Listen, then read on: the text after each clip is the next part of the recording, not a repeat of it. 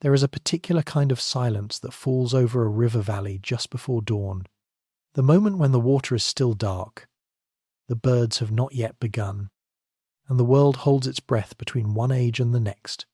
Along the Nile, that silence has lasted for millennia, long before the first stone was cut, long before any name was carved into any wall.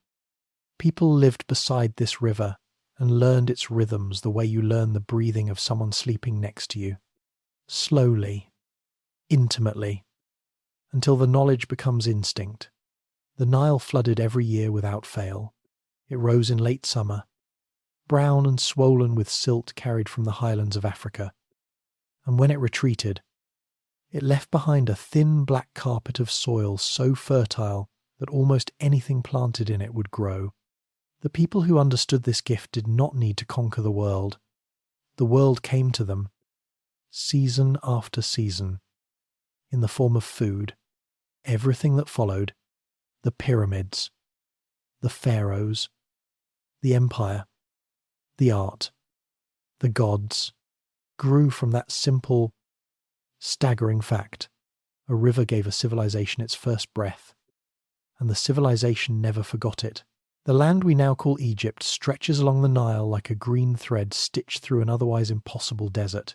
For thousands of years before any written record existed, small communities clustered along the banks, planting crops in the silt, fishing with nets and bone-tipped spears, and burying their dead with quiet ceremony. A few clay pots, a favourite tool, a string of beads, gestures that tell us these people already believed that something continued after the body stopped. They used tools made of flint and wood. They kept goats and cattle on the higher ground when the waters rose. Life moved at the pace of the river, measured not in years but in floods. And each flood was both a destruction and a renewal. Over many generations, these scattered groups grew larger, more organised, and more distinct from one another. In the south, in the narrow valley that would later be called Upper Egypt, the landscape was rugged and the communities were tightly packed between desert cliffs. In the north, the river fanned out into a wide, marshy delta that reached toward the Mediterranean Sea, and the people there, in what would be called Lower Egypt, developed their own traditions, their own leaders, and their own understanding of the divine. The south favoured the tall white crown and the vulture goddess Nekhbet, fierce and protective. The north preferred the red crown and the cobra goddess Wadjet, coiled and watchful. For a long time, these two worlds existed side by side, trading sometimes, fighting sometimes, each convinced that its own way of reading the river was the correct one. Then, around 5,000 years ago, something shifted. Leaders in the south began drawing more villages under their authority, absorbing smaller communities into larger political units. And the pressure of that consolidation eventually produced a single figure powerful enough to reach across the entire length of the valley and demand submission. His name was Narmer, though later generations sometimes called him Menes, and he stands at the very beginning of recorded Egyptian history like a figure stepping out of myth into solid ground. What we know of him comes largely from a carved ceremonial palette discovered at Hierakonpolis, a flat piece of grey-green siltstone about 2 feet tall, decorated on both sides with scenes that seem to narrate a moment of extraordinary consequence. On one side, Narmer wears the white crown of the south and raises a mace above a kneeling enemy. On the other side, he wears the red crown of the north and inspects rows of defeated soldiers. Whether this unification happened through a single decisive battle or through years of careful alliance building and strategic marriages, the result was the same. For the first time, one man ruled both regions as a single kingdom. The cobra and the vulture would henceforth appear together. The red crown and the white crown would be worn by the same head. The two lands had become one. This was not merely a political event. It was the founding of an idea. The idea that the Nile Valley, from the first cataract in the south to the wide delta in the north, was a single living entity that required a single steward. That steward was the king, and his job was not simply to govern, but to maintain the balance between the human world and the divine forces that controlled the flood. The sun and the soil. The Egyptians called this balance Ma'at, a word that carried within it the meanings of truth, justice, and cosmic order all at once. When the king performed his rituals correctly, when taxes were collected fairly, when canals were kept clear, when the gods received their offerings, the Nile would rise to the right height and the crops would grow tall. When Ma'at was broken, chaos followed. This was not a metaphor for these people. It was as literal and as urgent as the weather. The unification under Nama, therefore, set in motion something far larger than a change of government. It established the template for a civilization that would last, in recognizable form, for more than 3,000 years, an achievement so extraordinary that it remains, even now, difficult to fully absorb. Most empires last a few centuries. Egypt lasted 30 dynasties. The river made it possible, and Nama made it begin. The communities that witnessed or heard of Nama's unification did not immediately understand the scale of what had changed. For most farmers along the Nile, life continued much as it had. The flood came. The soil darkened. The seed was pressed in. The grain rose gold in the dry season air. But the presence of a single authority, however distant, began to register in subtle ways. Officials arrived to count cattle and measure grain. New symbols appeared on pottery and storage jars. The name of the king travelled further than any single man could walk in a lifetime. Writing, still crude, still feeling its way toward usefulness, began to record not just quantities of oil and livestock, but something more, the shape of power itself, moving outward from a single centre, reaching into every valley and every delta marsh, asking of each village the same quiet question, do you belong to the two lands? And the answer, season after season, was yes. The man often linked to the founding of Egypt's first true capital was Horahar, sometimes identified in later accounts with the name Menes, the same legendary figure tangled up with Nama in the stories that scribes passed down through generations. What is clear, regardless of which name we attach to the act, is that the rulers who followed unification understood something that every great empire builder eventually learns. Winning the land is only the beginning. Keeping it requires a place from which to govern. They chose a location at the precise point where the narrow southern valley opens into the wide northern delta, a geographical hinge between two worlds. They called it Ineb Hedge, meaning the white walls, a name that conjured something clean and deliberate rising from the dark riverbank. Over time, it would become known as Memphis, and for centuries it would serve as the beating heart of the Egyptian state, standing there, with the valley stretching south behind you and the green spread of the delta unfolding to the north. You could feel the logic of the choice in your body. This was where the two halves of the country met, and so this was where their ruler had to stand. From Memphis, the first kings built something that had never existed quite this way before, a national administration.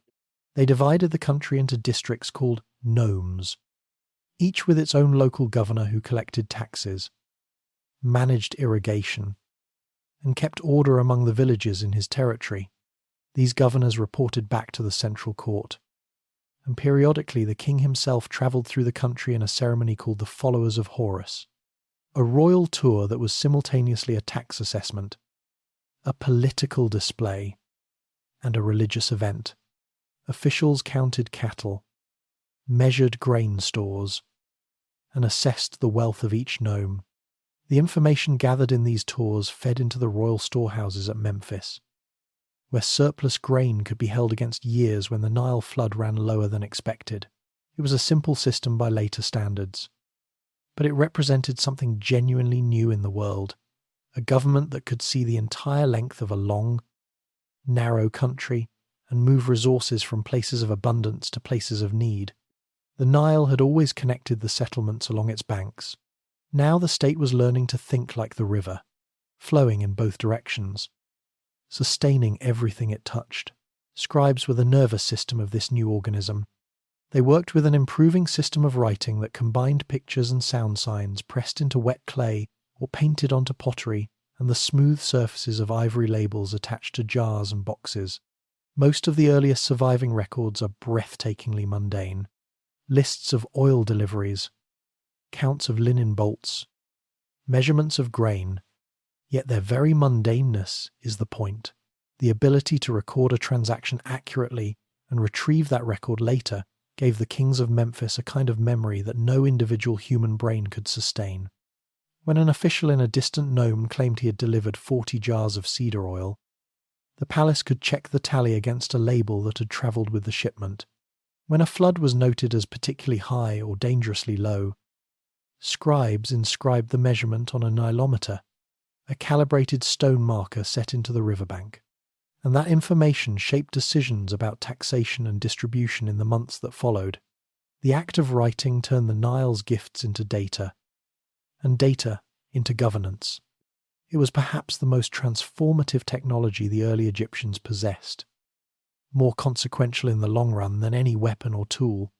The first dynasty King Den, who ruled for several prosperous decades, appears on ivory labels wearing the double crown that combined the white and red symbols of both lands, a visual declaration that the unification was not merely military but ideological. His reign also produced some of the earliest evidence of organized military campaigns against desert groups to the east, suggesting that the new state was already thinking about its borders. Other First Dynasty rulers continued refining the machinery of government, improving canal systems, expanding the reach of royal inspections, and deepening the religious dimension of kingship. Religion was never separate from politics in early Egypt. It was politics, expressed in the language of the divine. The king presented himself as the earthly representative of Horus, the falcon-headed god of kingship, whose eye saw everything and whose wings protected the land. This was not a convenient fiction invented for public consumption. The people who built this civilization genuinely believed that the king's correct performance of ritual kept the cosmos in order. Every morning, when the pharaoh offered incense in the small temple attached to his palace, he was not performing a ceremonial gesture. He was doing his job, maintaining the relationship between the human world and the forces that controlled the flood and the sun. Temples in these early centuries were still modest structures of mud, brick, and wood, but they served as essential community centers where offerings accumulated, festivals were organized, and the presence of the divine was made tangible in the midst of everyday life. The Second Dynasty brought new tensions to this carefully constructed order. One king, Peribsen, made the surprising choice to associate himself with Seth, the god of storms and chaos, rather than with Horus. Whether this reflected genuine religious conviction, a regional political calculation, or an attempt to balance competing factions within the court, we cannot say with certainty. What we do know is that the choice troubled later memory. His successor, Khsekhemwy, worked deliberately to restore harmony, choosing a name that meant the two powerful ones appear and overseeing building projects that used more stone than any ruler before him. His tomb at Abydos included a large enclosure and showed increasing skill in organizing workers and materials. By the end of his reign, the country had passed through roughly 4 centuries since unification, and the systems of taxation, record-keeping, and royal ritual were woven so deeply into Egyptian life that they had become invisible, as natural and as necessary as the river itself. To live beside the Nile in the early dynastic period was to live inside a story that explained everything. The flood came because the gods willed it. The king performed the rituals that kept the gods content. The grain grew because the king had done his work correctly. The sun rose each morning because order, Ma'at, had been maintained through the night. This was not a civilization that separated the sacred from the practical.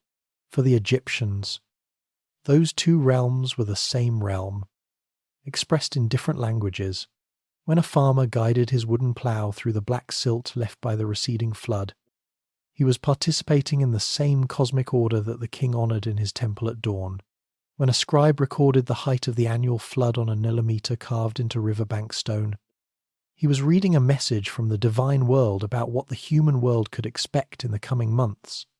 Every act of governance, every measure of grain, every canal cleared of silt, was simultaneously a religious act, a contribution to the great ongoing effort of keeping chaos at bay and Ma'at alive in the land. This understanding was not imposed from above by clever rulers seeking to justify their authority.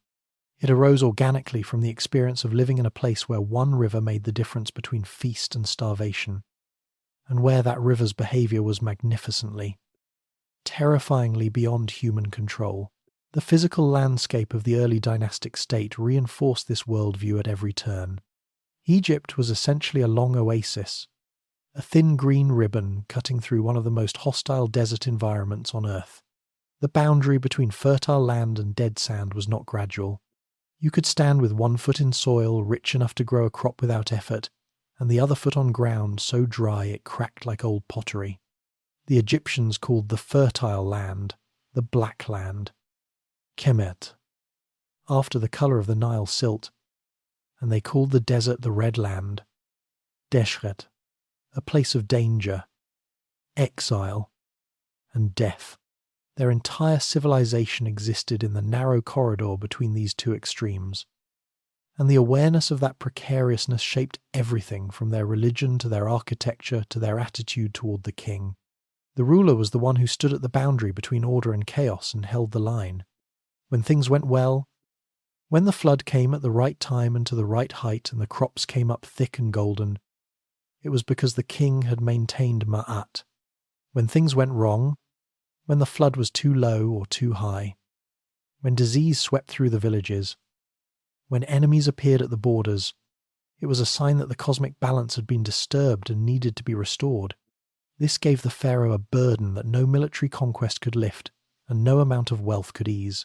He was responsible for the weather, for the river, for the harvest, for the health of every person in his kingdom. The weight of that responsibility shaped every dynasty that followed. The temples of the early dynastic period were modest by later standards. Small structures of mud brick with reed matting pressed into their walls for decoration, housing statues of the gods and receiving daily offerings of bread, beer, and linen. Yet even these humble buildings served functions that went far beyond the religious. They were storehouses for surplus grain, workshops for craftsmen producing ritual objects, gathering places for festivals that marked the agricultural calendar, and centres of learning where young scribes were trained in the art of writing. The temple of Ptah at Memphis was particularly important. Ptah was the god of craftsmen and creation, believed to have brought the world into existence through thought and speech alone, a remarkably sophisticated theological idea for a civilization only a few centuries old. Other gods crowded the early pantheon: Neith, the fierce huntress of the delta, Sokar, the falcon god of the Saqqara necropolis, Kentia Mentu, the foremost of the Westerners who ruled over the dead at Abydos. Each nome had its own patron deity, its own local festivals, its own sacred animals that were kept in temple enclosures and treated with reverent care. The diversity of this religious landscape was not a source of contradiction for the Egyptians. The gods did not cancel one another out. They populated the invisible world the way human beings populated the visible one, each with a role, each with a territory, each with needs that had to be respected. The king's genius was that he served all of them simultaneously, appearing in temple reliefs offering to every god in every nome, his presence multiplied by art across the entire length of the country. Notable rulers of the first dynasty left traces that allow us to sketch their characters in rough outline. Den, one of the most active of the early kings, organised military expeditions against desert-dwelling groups to the east of the delta.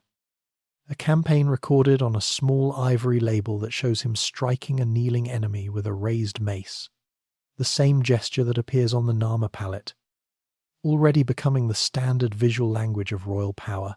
Den also improved irrigation infrastructure and appears to have presided over a period of considerable agricultural surplus. His successor, Khufu, continued the pattern of regular royal tours and steady record-keeping. The Second Dynasty brought more complex currents. Peribsen's decision to place Seth above Horus in his royal titles was audacious, perhaps even dangerous. Seth was the god who had murdered his own brother Osiris, the embodiment of legitimate kingship, and associating the crown with such a figure invited uncomfortable questions. But Khufu resolved the tension with characteristic Egyptian practicality, incorporating both Horus and Seth into his royal name and declaring, through that act of inclusion, that the king stood above the conflict between order and chaos rather than taking sides in it. His building projects, which used increasing quantities of stone alongside the traditional mud brick, hinted at ambitions that the next dynasty would pursue to their spectacular conclusion. The grain kept coming in, the scribes kept counting, and the Nile kept rising and falling with the indifference of something truly eternal, while the people beside it built, season by season, the most enduring civilization the ancient world would ever produce. There are moments in history when a single decision changes the shape of the world so completely that everything before it looks like preparation and everything after it looks like consequence. The decision made on a limestone plateau just west of Memphis, sometime around 4,600 years ago, was exactly that kind of moment.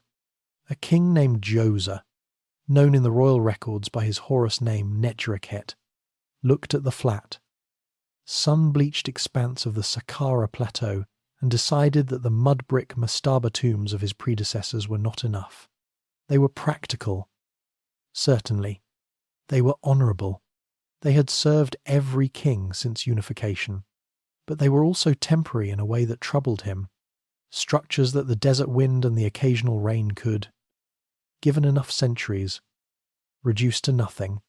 Djoser wanted something that would outlast not just his own reign but the concept of time itself. He wanted to leave a mark on the landscape so permanent that even the gods would have to acknowledge it. To achieve this, he turned to a man who may have been the most extraordinary individual of his age, a figure so remarkable that later generations would worship him as a god. His name was Imhotep, and the list of roles he held at court reads like the biography of 3 different people compressed into one. He was the king's chief architect, his high priest, his vizier, and apparently also a physician of sufficient skill that centuries after his death the Greeks would identify him with their own healing god Asclepius. He came from a family that valued learning, and he had spent years studying the older building methods, observing what worked and what failed, asking the kinds of questions that most people never think to ask because they are too comfortable with the way things have always been done. When Djoser charged him with designing the royal tomb, Imhotep did not reach for the familiar shapes. He began instead with a question. What if stone could do what mud brick could not? Limestone was abundant in the cliffs near Saqqara. It could be cut into precise, manageable blocks. It would not soften in rain or crumble under its own weight. It was, in a sense, the Nile's silt transformed by geological time into something permanent, the land itself, compressed and hardened into a building material that could last forever. Imhotep began there, with that insight, and followed it to its logical conclusion. The project began with a base that resembled the traditional mastaba, a flat-topped rectangular platform covering the underground chambers where Djoser's body would eventually rest. But Imhotep did not stop at one level. He directed the workers to add a second, slightly smaller platform on top of the first, and then a third on top of that, and so on, until 6 distinct tiers rose against the desert sky in a form that had never existed anywhere on Earth before. When finished, the step pyramid reached a height of approximately 62 meters, roughly the height of a modern 20-story building, and it could be seen from the river miles away, from the green fields of the valley, from the fishing boats working the channels of the delta. Nothing like it had ever been built. The effect on people who saw it must have been something close to what we feel today when we encounter it. A vertiginous mixture of awe and disbelief that human hands could have produced such a thing.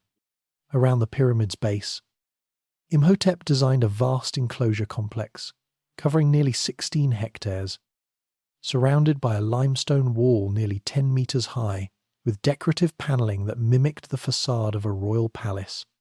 Inside the enclosure, a series of chapels, courts, and ceremonial buildings provided everything the king's spirit would need in the afterlife. Spaces for ritual running, spaces for offering, spaces for the perpetual performance of kingship beyond death. It was not merely a tomb, it was a city for eternity.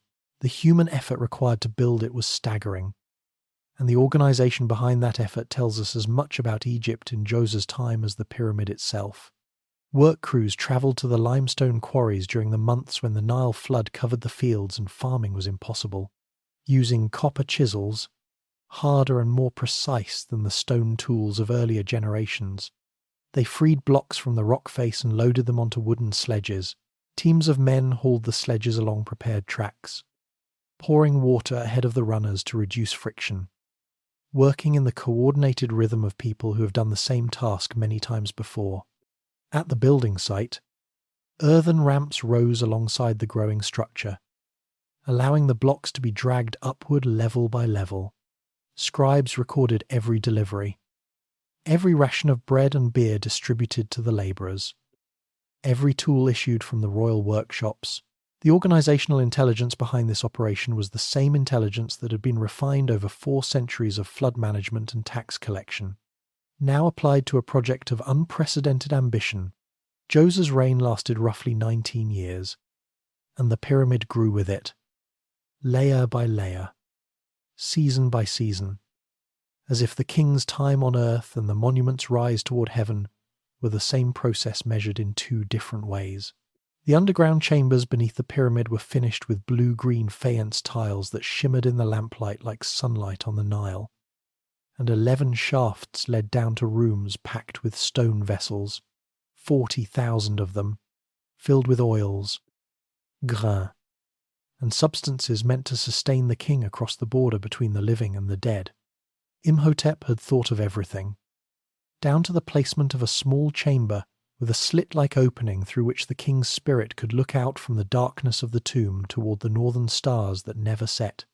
Djoser would watch the heavens for eternity, through a window carved in stone, on a plateau that still carries his name in the memory of the land. There is something deeply human about the story of Sneferu's pyramids that the grand perfection of Giza tends to obscure. Before there was the Great Pyramid, before there was that serene, mathematically precise monument that has haunted human imagination for 45 centuries, there were mistakes, glorious, instructive, enormously expensive mistakes made by a king who refused to stop trying. Sneferu, the first ruler of the 4th dynasty, came to the throne around 4,600 years ago, inheriting a kingdom that had already demonstrated.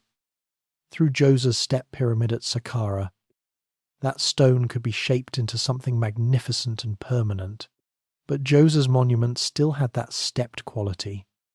Those visible tiers climbing toward the sky like a staircase for giants. Something in Sneferu, or in the architects and priests who advised him, wanted smoother lines. The pyramid, in the minds of those who thought most deeply about such things, was not supposed to look like a staircase. It was supposed to look like a ray of sunlight descending from the heavens to touch the earth. Achieving that shape would require lessons that no one had yet learned, and Sneferu would learn them the hard and costly way, 3 times over, before passing the knowledge to the son who would use it to change the world. His first attempt was at Meidum, about 90 kilometers south of Memphis, where an earlier step pyramid had been begun by his predecessor and left unfinished. Sneferu directed his workers to fill in the steps and add a smooth outer casing of fine white limestone, transforming the stepped structure into something approaching a true pyramid with straight, unbroken sides.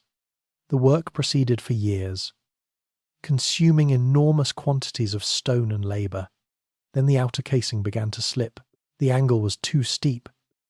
The foundation not sufficiently prepared for the weight pressing down and outward through the core.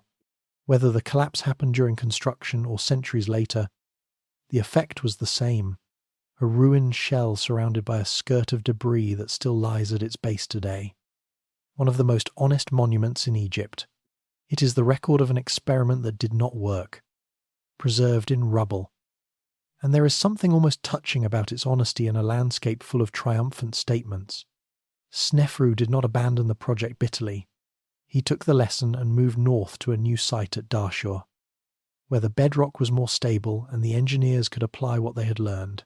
The second pyramid at Dashur is the one that Egyptologists call the Bent Pyramid, and it is perhaps the most fascinating structure ever built in Egypt, precisely because it wears its problem on its face for everyone to see.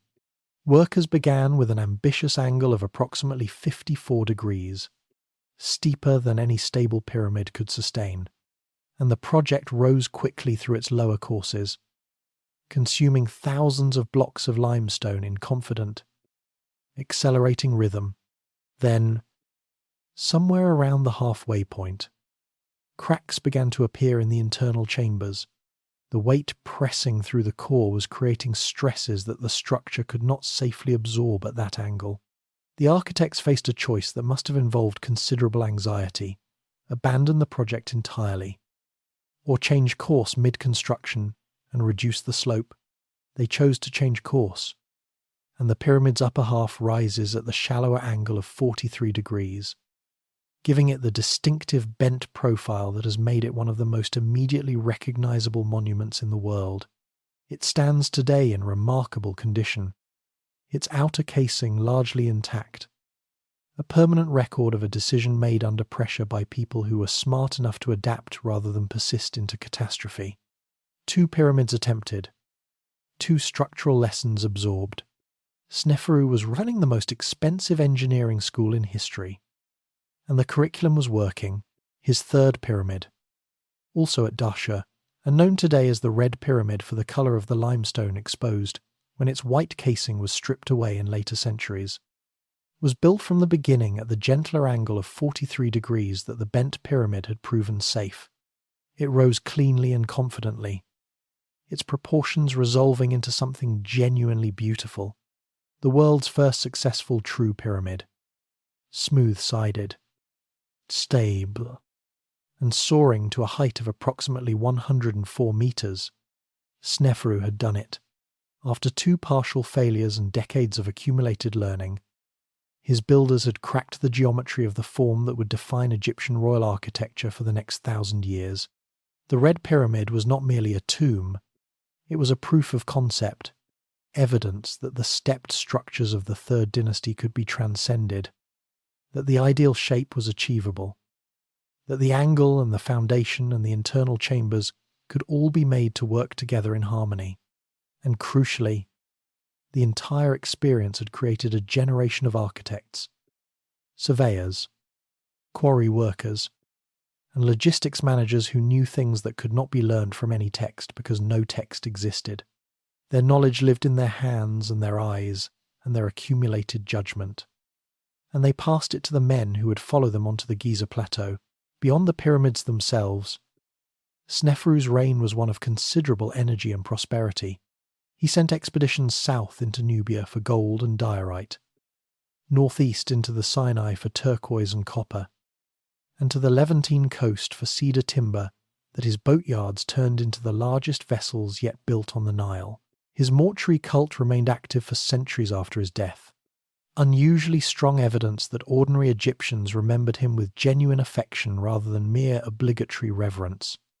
Later texts describe him as a good-natured king who joked with his courtiers and once, famously, hired beautiful young women to row him around a palace lake dressed in net dresses, simply because he was bored, whether true or not. The story survived because it felt right, because it matched a reign whose defining characteristic was not cruelty or paranoia, but an almost cheerful willingness to try, fail, adjust, and try again. That spirit, as much as any engineering innovation, was what Sneferu bequeathed to his son Khufu, who would take it to Giza and build something that 45 centuries of wind and sand have not managed to diminish by a single cubit.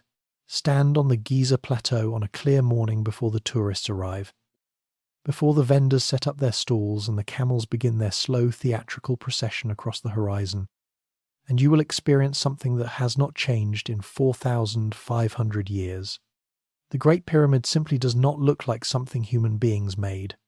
It looks like something the earth grew, or something the sky lowered into place during a night when no one was watching. The scale defeats the eye in a way that photographs never quite capture, not because photographs distort it, but because the human brain refuses, even in the presence of the thing itself, to fully process what it is seeing.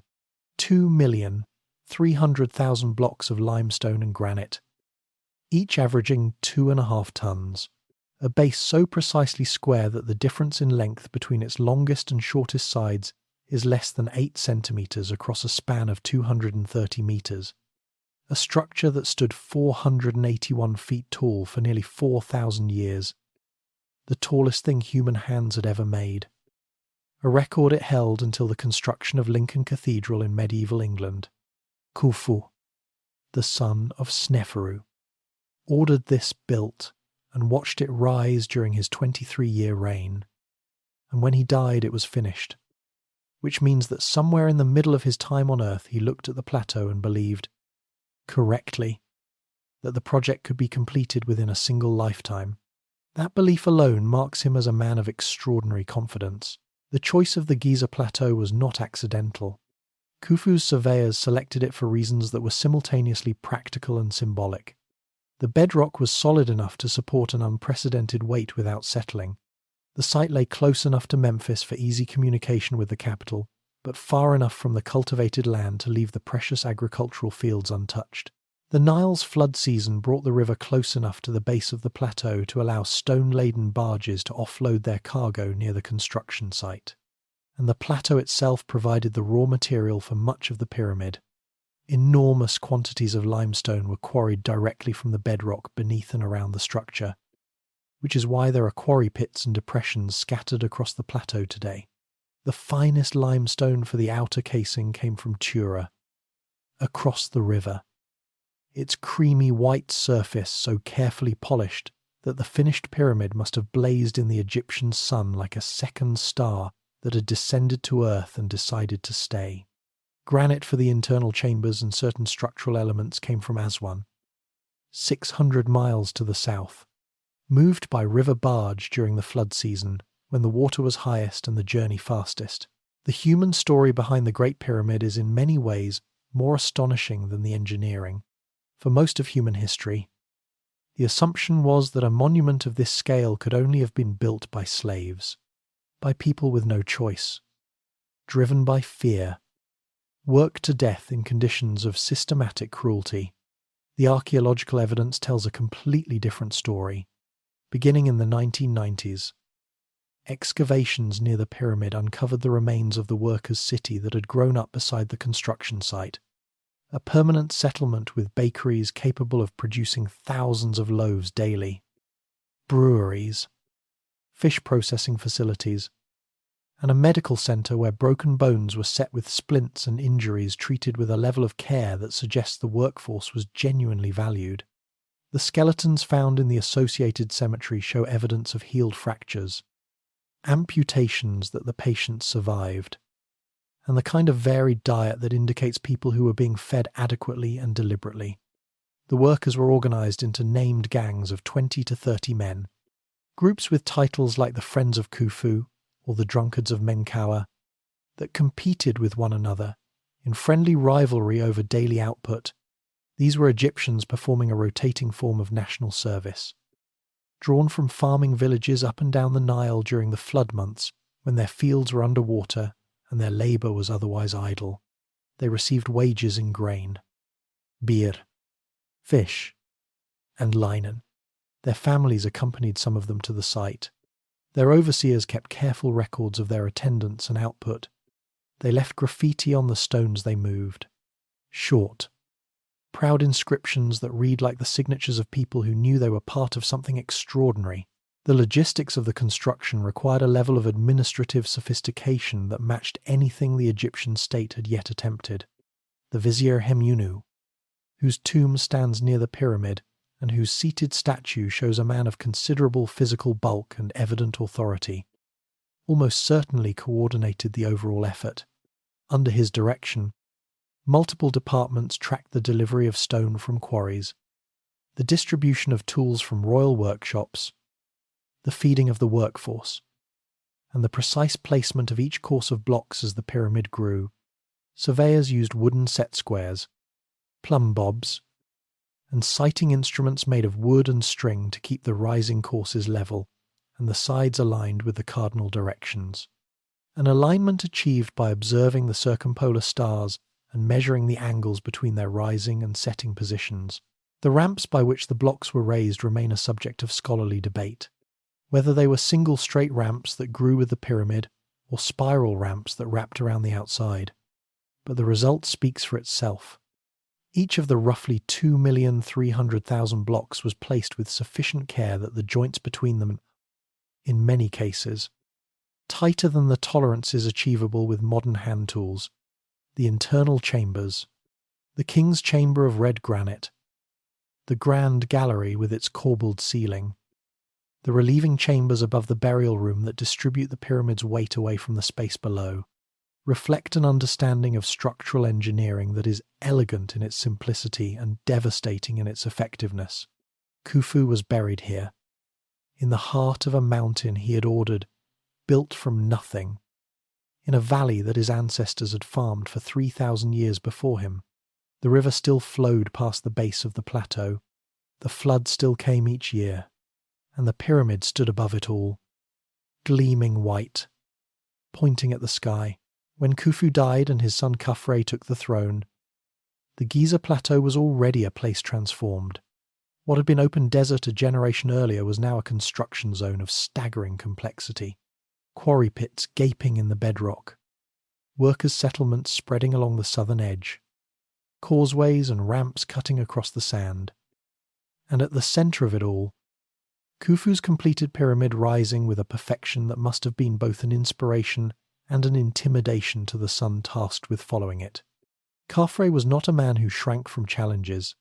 He chose a site immediately to the southwest of his father's monument and began a pyramid that, while slightly smaller in absolute terms, approximately 215 metres at the base against Khufu's 230, was built on naturally higher ground, a geographical advantage that allowed it to appear almost equal in height when viewed from the valley below.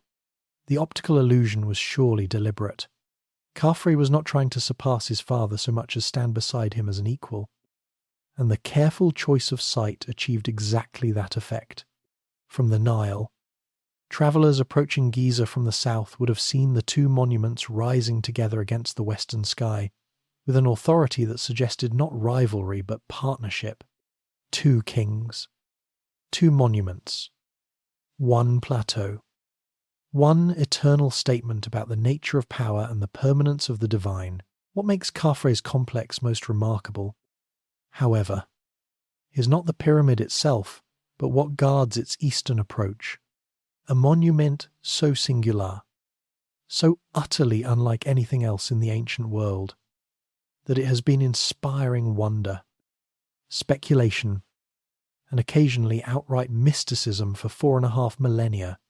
The great Sphinx crouches at the end of Khafre's causeway, carved from a natural outcrop of limestone, left standing in the quarry after the surrounding stone was cut away for the pyramid's construction.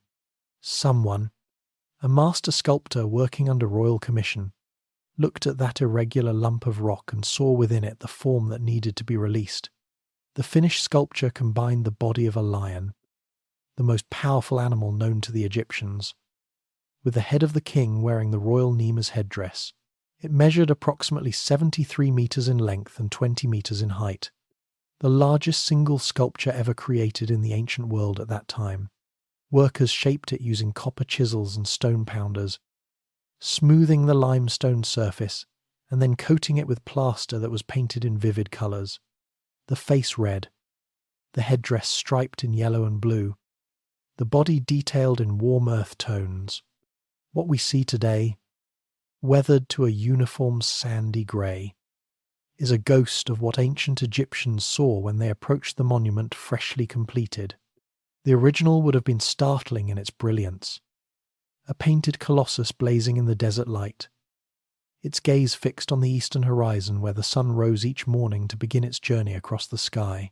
Khafre's Valley Temple, connected to the Sphinx by a causeway and situated near the river landing where royal burial ceremonies began, survives in better condition than almost any other building of its age.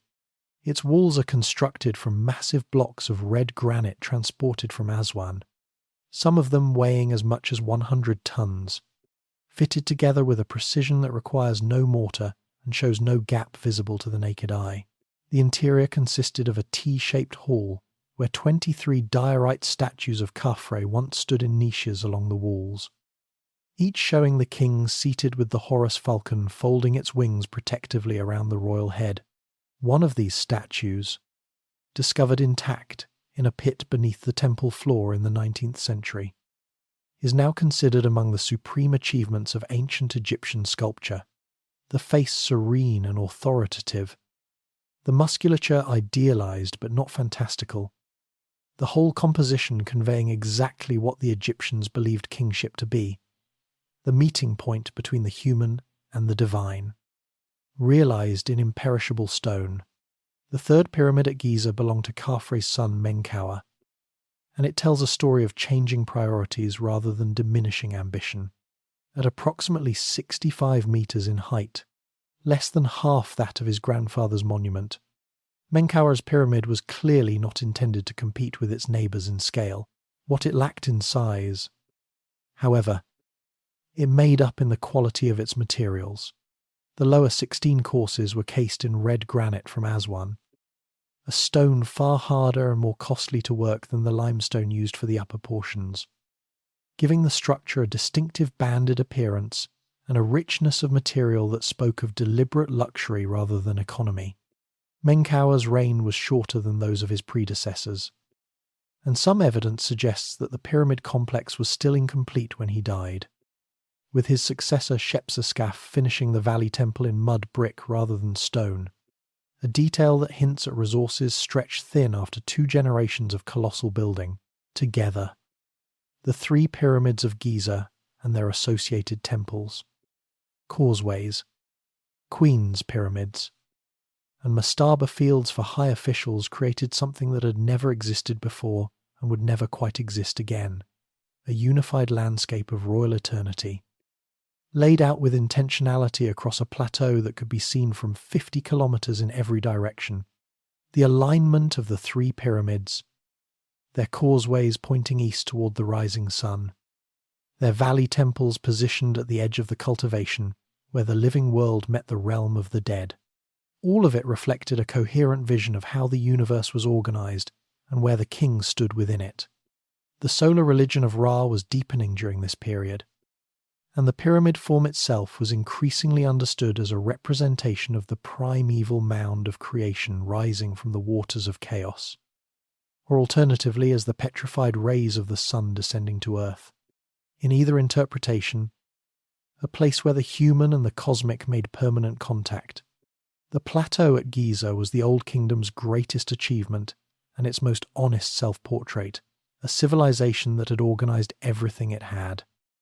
Every grain of surplus, every skilled hand, every administrative innovation of 4 centuries, into a statement about the permanence of order in a universe that might otherwise tend toward dissolution.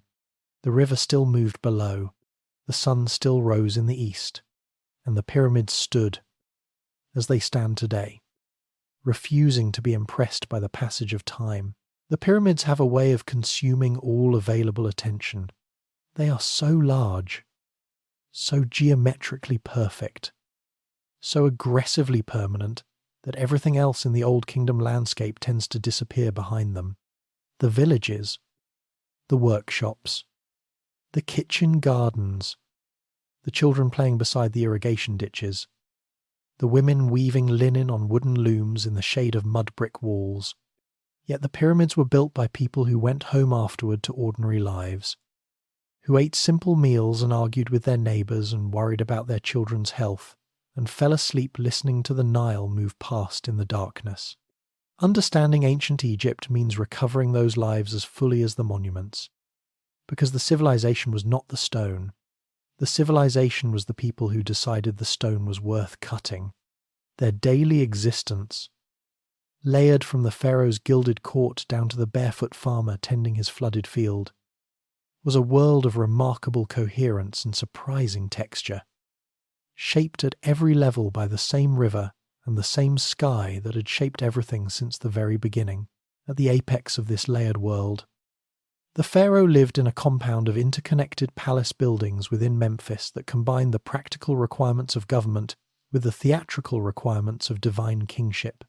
His mornings began before the rest of the city stirred, with ritual purification in water scented with kaifi, a complex perfume made from resins, wine, honey, and aromatic plants, followed by the formal dressing ceremony in which priests helped him assume the regalia of office, the kilt of fine white linen pleated into architectural precision, the broad collar of gold and turquoise and carnelian, the crook and flail that symbolized his dual role as shepherd and harvester of the people. He then proceeded to the palace temple for the morning offering. Incense burned before the god's statue, fresh bread and beer placed on the offering table, hymns recited in the specific sequence that had been established generations before and could not be altered without cosmic consequence. Only after these obligations were discharged could the king turn to the business of the state, receiving reports from his vizier, hearing cases that had been escalated beyond the authority of local courts, approving expeditions and building projects, and occasionally granting audiences to provincial governors who had travelled to Memphis with their annual tribute and their requests for royal favour. His meals were elaborate by the standards of the age. Roasted waterfowl, beef, fresh figs and dates, bread made from the finest emmer wheat ground by palace women and baked in clay ovens. Yet the king ate them in a context of such dense ritual significance that a simple lunch was also a religious performance, an affirmation that the ruler of the two lands was nourished, and therefore the land itself was nourished.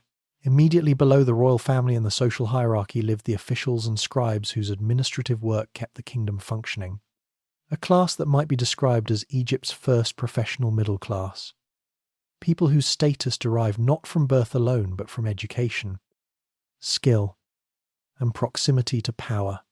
These men lived in substantial mud brick houses with multiple rooms arranged around a central courtyard, small gardens where sycamore figs and Persea trees provided shade, and storage rooms packed with grain jars and linen chests. Their daily work was sedentary by the standards of most ancient occupations.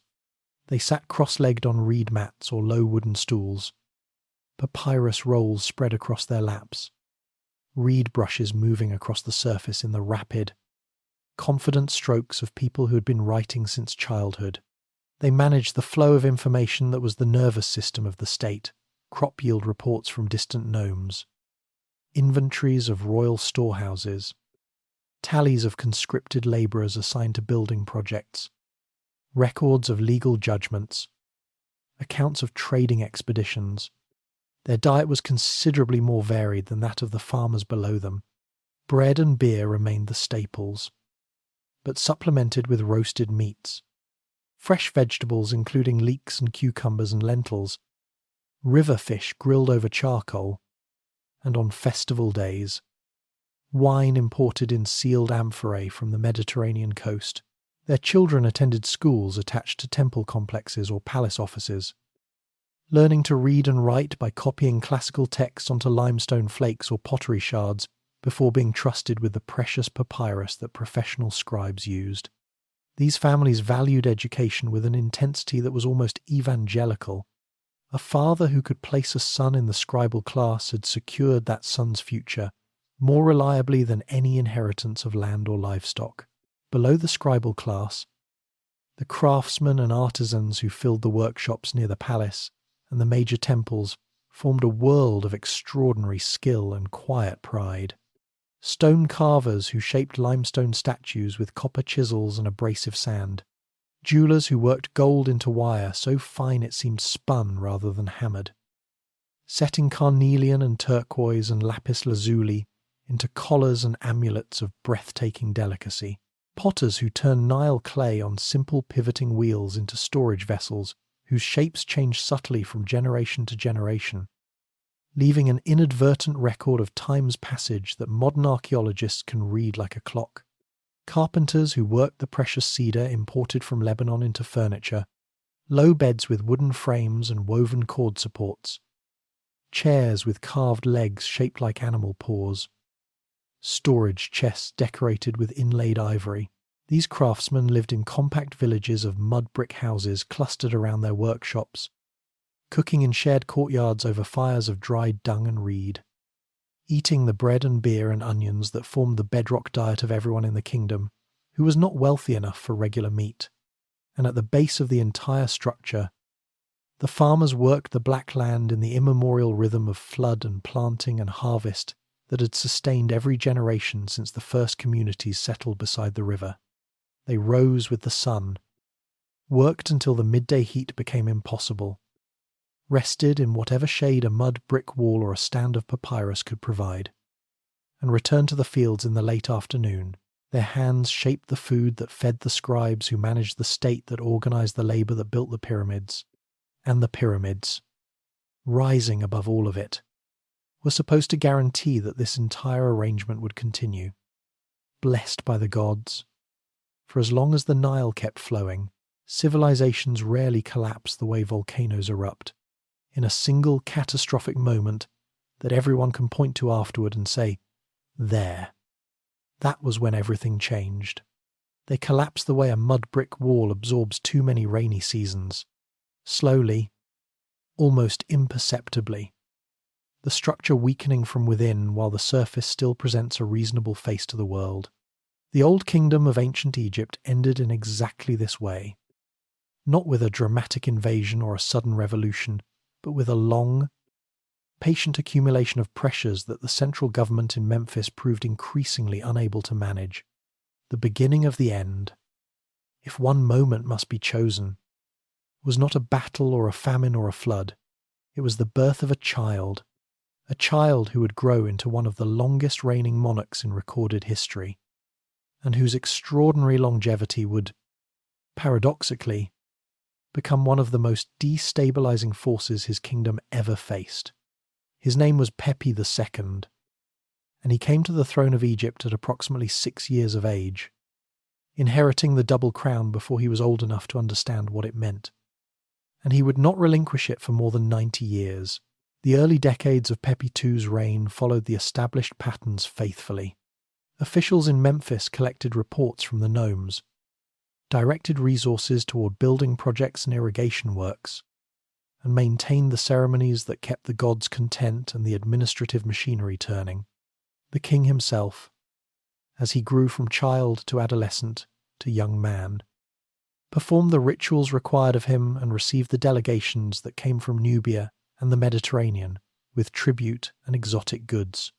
One of the most charming documents surviving from his early reign is a letter he wrote to an expedition leader named Khufu, who had returned from a journey deep into sub-Saharan Africa with, among other things, a dancing dwarf. The young king's excitement leaps off the papyrus across 4.5 millennia. He promises Khufu rewards greater than any given to a man since the time of Thutmose, provided the dwarf arrives safely. It is the letter of a child, delighted and unguarded, and it is almost impossible to reconcile with what came later. As the decades accumulated and the king aged past what any of his predecessors had managed, the structure of government he presided over began to show the stresses that no administrative system can indefinitely absorb. The most significant of these stresses was the gradual drift of real power away from Memphis and toward the provinces. The nomarchs, the governors who administered Egypt's regional districts, had always been part of the system, reporting to the vizier and ultimately to the king. Their authority delegated from the centre and theoretically revocable at any time. But long reigns create long relationships, and long relationships create expectations of permanence. As Pepi II's reign stretched past 30 years, then 40, then 50, the nomarchs who had served faithfully for decades began to treat their positions as hereditary rights rather than royal appointments. Their tombs, which in earlier generations had been built near the royal necropolis at Saqqara, a physical expression of the official's subordination to the king, began to appear instead in the nomes themselves, cut into local cliffs or built on local plateaus. Surrounded by the graves of their own retainers, the inscriptions on these provincial tombs grew longer and more boastful with each generation, the nomarchs describing themselves as providers who had fed their people in years of famine, as judges who had maintained justice without favoritism, as builders who had dug new canals and repaired old ones, all without any mention of royal direction or approval. Power, the great slow river of it, was finding new channels. The Nile itself contributed to the crisis in ways that no king could legislate or ritual could prevent. Modern climate research combined with ancient records suggests that the later years of the Old Kingdom coincided with a period of reduced rainfall in the Ethiopian highlands, the source of the Nile's annual flood. When rainfall in those distant mountains decreased, the flood that reached Egypt was lower and shorter, leaving behind less silt and covering less land. Scribes recorded measurements on nilometers that showed water levels falling short of the heights that had sustained the Great Pyramid building era. Royal granaries that had once held reserves sufficient to cushion several years of poor harvests began to run lower as the surplus from each year's reduced crops barely covered the ongoing demands of the court and its building projects. Officials adjusted tax assessments and encouraged local governors to take independent initiative on irrigation improvements. Sensible, short-term responses that had the long-term effect of giving the nomarchs even greater practical authority over the resources of their districts. The centre was delegating out of necessity what it had once directed out of strength, and the difference, invisible in any single year, was accumulating into something irreversible. When Pepi II finally died at an age that ancient sources place somewhere between 90 and 100 years, the administrative machine he left behind had been running on momentum and institutional habit rather than genuine central direction for at least 2 decades. The kings who followed came and went with a speed that spoke volumes about the fragility of what remained. A woman named Nitikret, possibly Pepi II's daughter, may have held the throne briefly, one of the earliest female rulers in recorded history, though the evidence is fragmentary and disputed. After her, the 7th and 8th dynasties produced a rapid succession of kings whose names are preserved in later king lists, but whose reigns left almost no physical trace. No major buildings, no military campaigns, no expedition records, no administrative reforms. Memphis remained nominally the capital, and the title of pharaoh was still claimed and recognized. But the real decisions about irrigation and taxation and local order were being made by provincial governors who had long since stopped waiting for instructions from the north. The country did not shatter, it simply separated, as things do when the force that held them together grows too quiet to be heard. 2 new centres of gravity emerged, one at Heracleopolis in the north, where a powerful family claimed royal titles and established what historians call the 9th and 10th dynasties, and one at Thebes in the south, where another family was quietly gathering the strength that would eventually reunify the land. Between them, the Egypt that had raised the pyramids rested, exhausted, in the desert silence. There is a particular kind of grief that comes not from sudden loss but from gradual diminishment, the slow recognition that something once whole has quietly come apart, and that the moment of breaking was so gradual that no one can say with certainty exactly when it happened. The Egyptians who lived through the first intermediate period did not think of themselves as inhabitants of a fallen civilization. They thought of themselves as people managing difficult circumstances, doing what people have always done when central authority weakens, relying on whoever was nearest, strongest, and most willing to take responsibility for the immediate problem of keeping the canals clear and the grain moving. The grand unity that Narmer had established, that the pyramid builders had expressed in stone, that Pepi II had presided over in his long and increasingly hollow reign, that unity had dissolved not into chaos but into something more complicated and in some ways more human, a landscape of competing local loyalties, pragmatic accommodations, and regional pride that wore the old national forms while quietly emptying them of their original content. Egypt was still Egypt in language, religion, and agricultural practice. It simply had, for the moment, misplaced its centre. The two main powers that emerged from the Old Kingdom's dissolution occupied geographical positions that reflected the country's fundamental duality. In the north, a family based at Heracleopolis, a city in the middle of the country, south of Memphis but well north of Thebes, established what historians catalogue as the 9th and 10th dynasties. These rulers controlled the fertile delta lands and the trading routes that connected Egypt to the Mediterranean world. Advantages that gave them a strong economic foundation even without the organizational reach of the old Memphis court. They issued decrees, maintained the traditional royal titles, and governed the northern nomes with reasonable effectiveness. Their court produced literature, most famously a text known as the Instructions for Merikare, in which a Heracleopolitan king advises his son on the practical and moral requirements of good governance.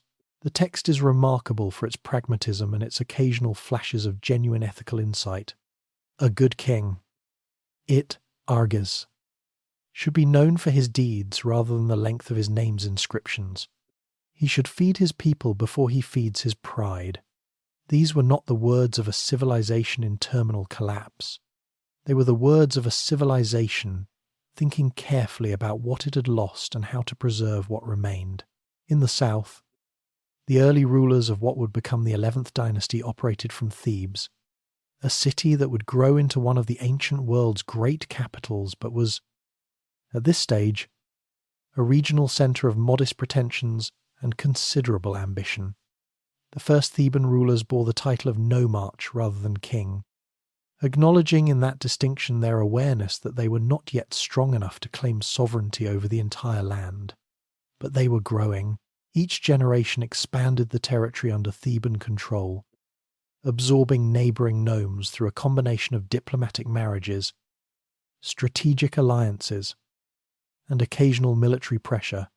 They secured the routes leading south into Nubia, ensuring a steady flow of gold and other resources that enriched the Theban court and funded the gradual build-up of military capacity. They also cultivated a particularly close relationship with the local god Montu, a fierce falcon-headed war deity whose patronage suited a family that understood it would eventually need to fight for what it wanted. The early Intefs, as these Theban rulers are known, built their tombs at a site called Saf el Dawaba on the west bank at Thebes, cutting long horizontal corridors into the rock in a style quite different from the pyramid complexes of the north. These tombs were provincial in scale but decorated with scenes that increasingly claimed royal rather than merely aristocratic status. A visual argument, made in paint and stone, for the legitimacy of Theban power. Between the two rival centres, ordinary Egyptian life continued with a resilience that speaks to the depth of the civilization's roots. The Nile still flooded, though with the same irregularity that had contributed to the Old Kingdom's collapse. In good flood years, the villages planted and harvested and paid their taxes to whichever local authority claimed them, and the surplus moved along the river in the same boats that had always carried grain and linen and pottery between the delta and the valley.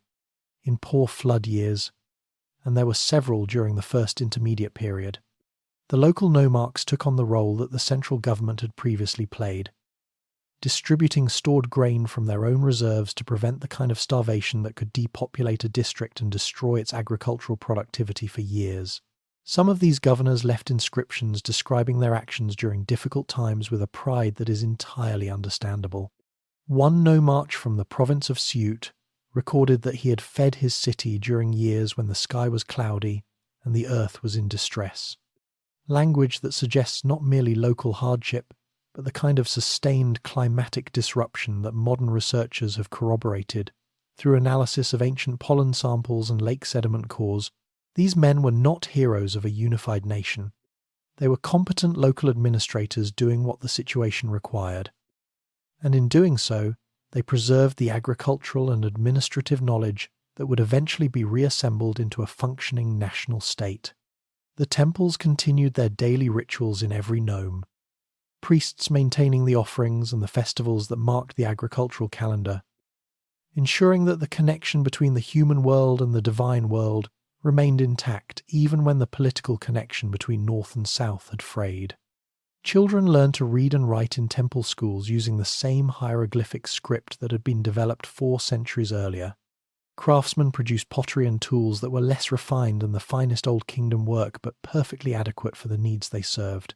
The division had weakened Egypt's capacity for grand projects and unified military action. It had not touched its capacity for daily life. And daily life, in the end, is what civilizations are actually made of. History has a fondness for dramatic founders, figures who arrive at precisely the right moment, seize the situation with both hands, and reshape the world through sheer force of will. Mentuhotep II deserves that designation as fully as any ruler in the ancient world, yet he tends to be overshadowed by the more glamorous pharaohs who came after him.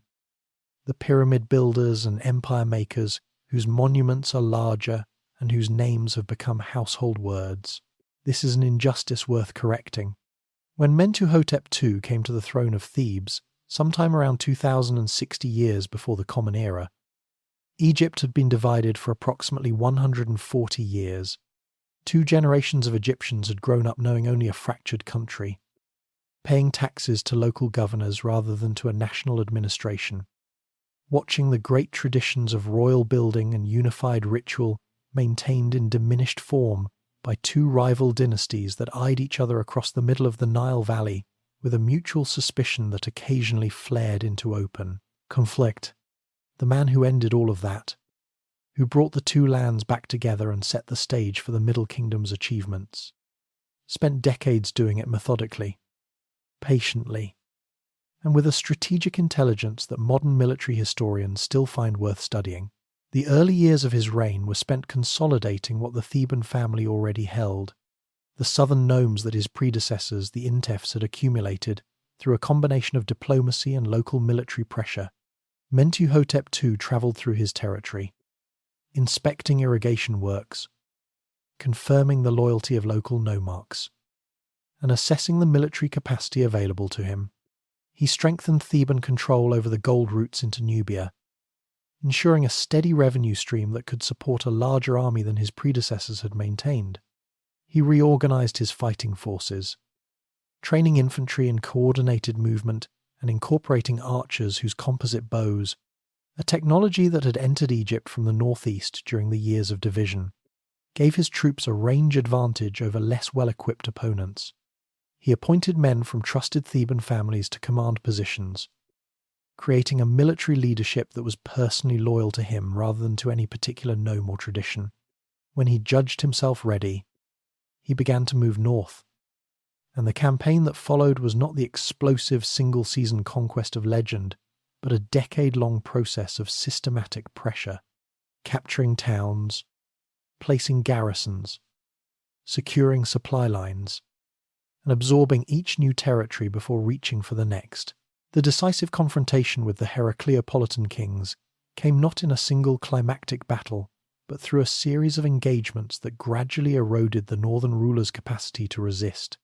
Theban river fleets moved downstream, transporting troops and supplies with the current working in their favour. Infantry units secured the riverbanks ahead of the fleet, preventing the Heracleopolitans from using the shoreline to mount ambushes or delay crossings. The town of Ashut, which had been a loyal Heracleopolitan stronghold and the base of a powerful nomarch family that had resisted Theban expansion for years, fell after sustained pressure. Its capture was psychologically as important as it was militarily. It demonstrated that even the most committed supporters of the northern dynasty could not hold indefinitely against a determined and well-supplied Theban advance. When Heracleopolis itself finally fell, probably around the 39th year of Mentuhotep II's reign.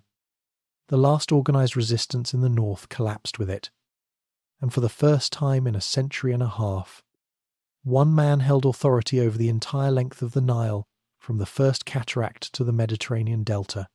The reunification did not announce itself with fanfare in the surviving records. There is no single inscription that says simply, "Today, the two lands are one again." Instead, the evidence accumulates quietly in administrative documents, in the standardization of dating systems, in the reappearance of royal names on monuments across both regions, the gradual return of a coherent national voice after a long period of regional dialects. What followed the military victory was in some ways more impressive than the victory itself, because Mentuhotep II understood something that many conquerors never grasp. Winning a war and governing a reunified country require completely different skills, and the second task is harder than the first. He moved quickly to restore the administrative systems that had atrophied during the years of division. Officials from Theban families were appointed to key positions in the north, but local governors who had served the Heracleopolitan kings were retained if they demonstrated loyalty and competence, a pragmatic mercy that prevented the resentment and instability that mass purges would have created. Memphis was re-established as an important secondary administrative center, its ancient prestige acknowledged even as Thebes remained the primary seat of royal power. A new vizier coordinated the flow of information and resources between the two halves of the country, and scribes once again began dating documents by the regal years of a single king. That simple bureaucratic standardization carrying within it the enormous weight of restored national unity.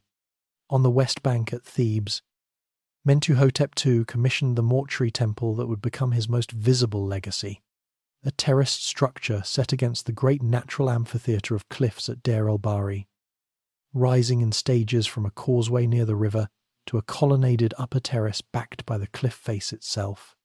The design was unlike anything built before, blending the terraced forms of earlier royal monuments with the natural drama of the Theban landscape, and it would stand for centuries as a model of how architecture could make conversation with the earth rather than simply imposing itself upon the ground. Mentuhotep II ruled for more than 50 years after achieving reunification, long enough for the restored order to take genuine root, for a generation to grow up knowing only a unified country, for the institutions of national governance to become habit rather than aspiration. When he died, he left behind a country that was not merely politically united, but administratively functional, economically recovering, and spiritually renewed in its sense of shared identity. The Middle Kingdom had begun. The transition from the 11th to the 12th dynasty happened in a way that was either a brilliantly managed transfer of power or a palace coup dressed in the language of legitimacy, depending on which interpretation of the fragmentary evidence one finds most persuasive. A vizier named Amenemhat, a capable administrator who had served Mentuhotep II's successors and accumulated considerable personal authority, took the throne around 1991 years before the Common Era and founded the dynasty that would carry the Middle Kingdom to its highest point of practical achievement. He was not of royal blood in any traceable sense, but he moved quickly to establish the credentials of his new line, composing or commissioning a literary text called the Prophecy of Neferti, in which a sage from the Old Kingdom supposedly predicted that a saviour named Ameni would arise from the south to restore order to a troubled land. A piece of retrospective propaganda so elegant in its construction that it was still being copied by scribes centuries after his death. Amenemhat, I was a man who understood that legitimacy was not inherited but manufactured, and he set about manufacturing it with considerable skill and no apparent embarrassment. His most consequential early decision was geographical. Rather than ruling from Thebes, which had served the 11th dynasty well as a regional base but sat too far south for efficient administration of the entire country, Amenemhat I founded a new capital called Ichtawi, meaning sizer of the two lands, at a site near the entrance to the Fayum Depression, not far from the old administrative centre at Memphis. The choice was strategically elegant. From Ittau, Officials could oversee the delta in the north and communicate with the southern nomes without the weeks of river travel that correspondence with Thebes had required. The new capital grew quickly, acquiring the palace complexes, administrative buildings, workshops, and harbour facilities that a functioning national government required. And the court settled into it with the purposeful energy of people who understand that they are building something intended to last. To further secure his dynasty against the instability that had plagued the Old Kingdom's final decades, Amenemhat I introduced the system of co-regency, naming his son Senusret as co-ruler during the final years of his own reign, allowing the younger king to gain practical experience in governance and military leadership while the father still lived. When Amenemhat I was assassinated, a shocking event recorded in a literary text called the Instructions of Amenemhat, in which the dead king's ghost warns his son to trust no one. Senusret I was already in the field on a military campaign and was able to return to Itchitawi and assume sole power without the dangerous interregnum that an unexpected succession might otherwise have caused. The co-regency system, born from this near disaster, became standard 12th dynasty practice and contributed significantly to the remarkable stability of the line.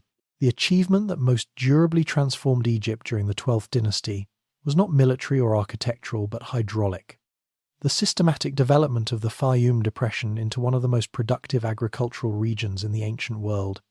The Fayum was a natural basin west of the Nile, connected to the river by a channel called the Bar Yusuf and containing a large lake whose level rose and fell with the annual flood.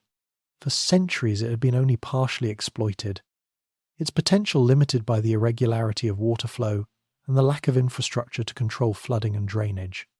The 12th dynasty kings, beginning with Amenemhat I and continuing through Senusret II and Amenemhat III, directed an enormous engineering effort to change this. Workers dug new canals that connected the depression to the Nile more directly and reliably. They constructed earthen dikes that controlled the flow of water into and out of the lake, allowing the water level to be regulated across the seasons.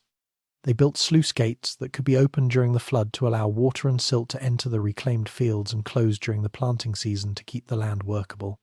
The result was the addition of thousands of acres of extraordinarily fertile farmland to the national agricultural base, land that produced wheat, barley, flax, and vegetables in quantities that strengthened the royal granaries and provided a buffer against the low flood years that had contributed to the Old Kingdom's collapse.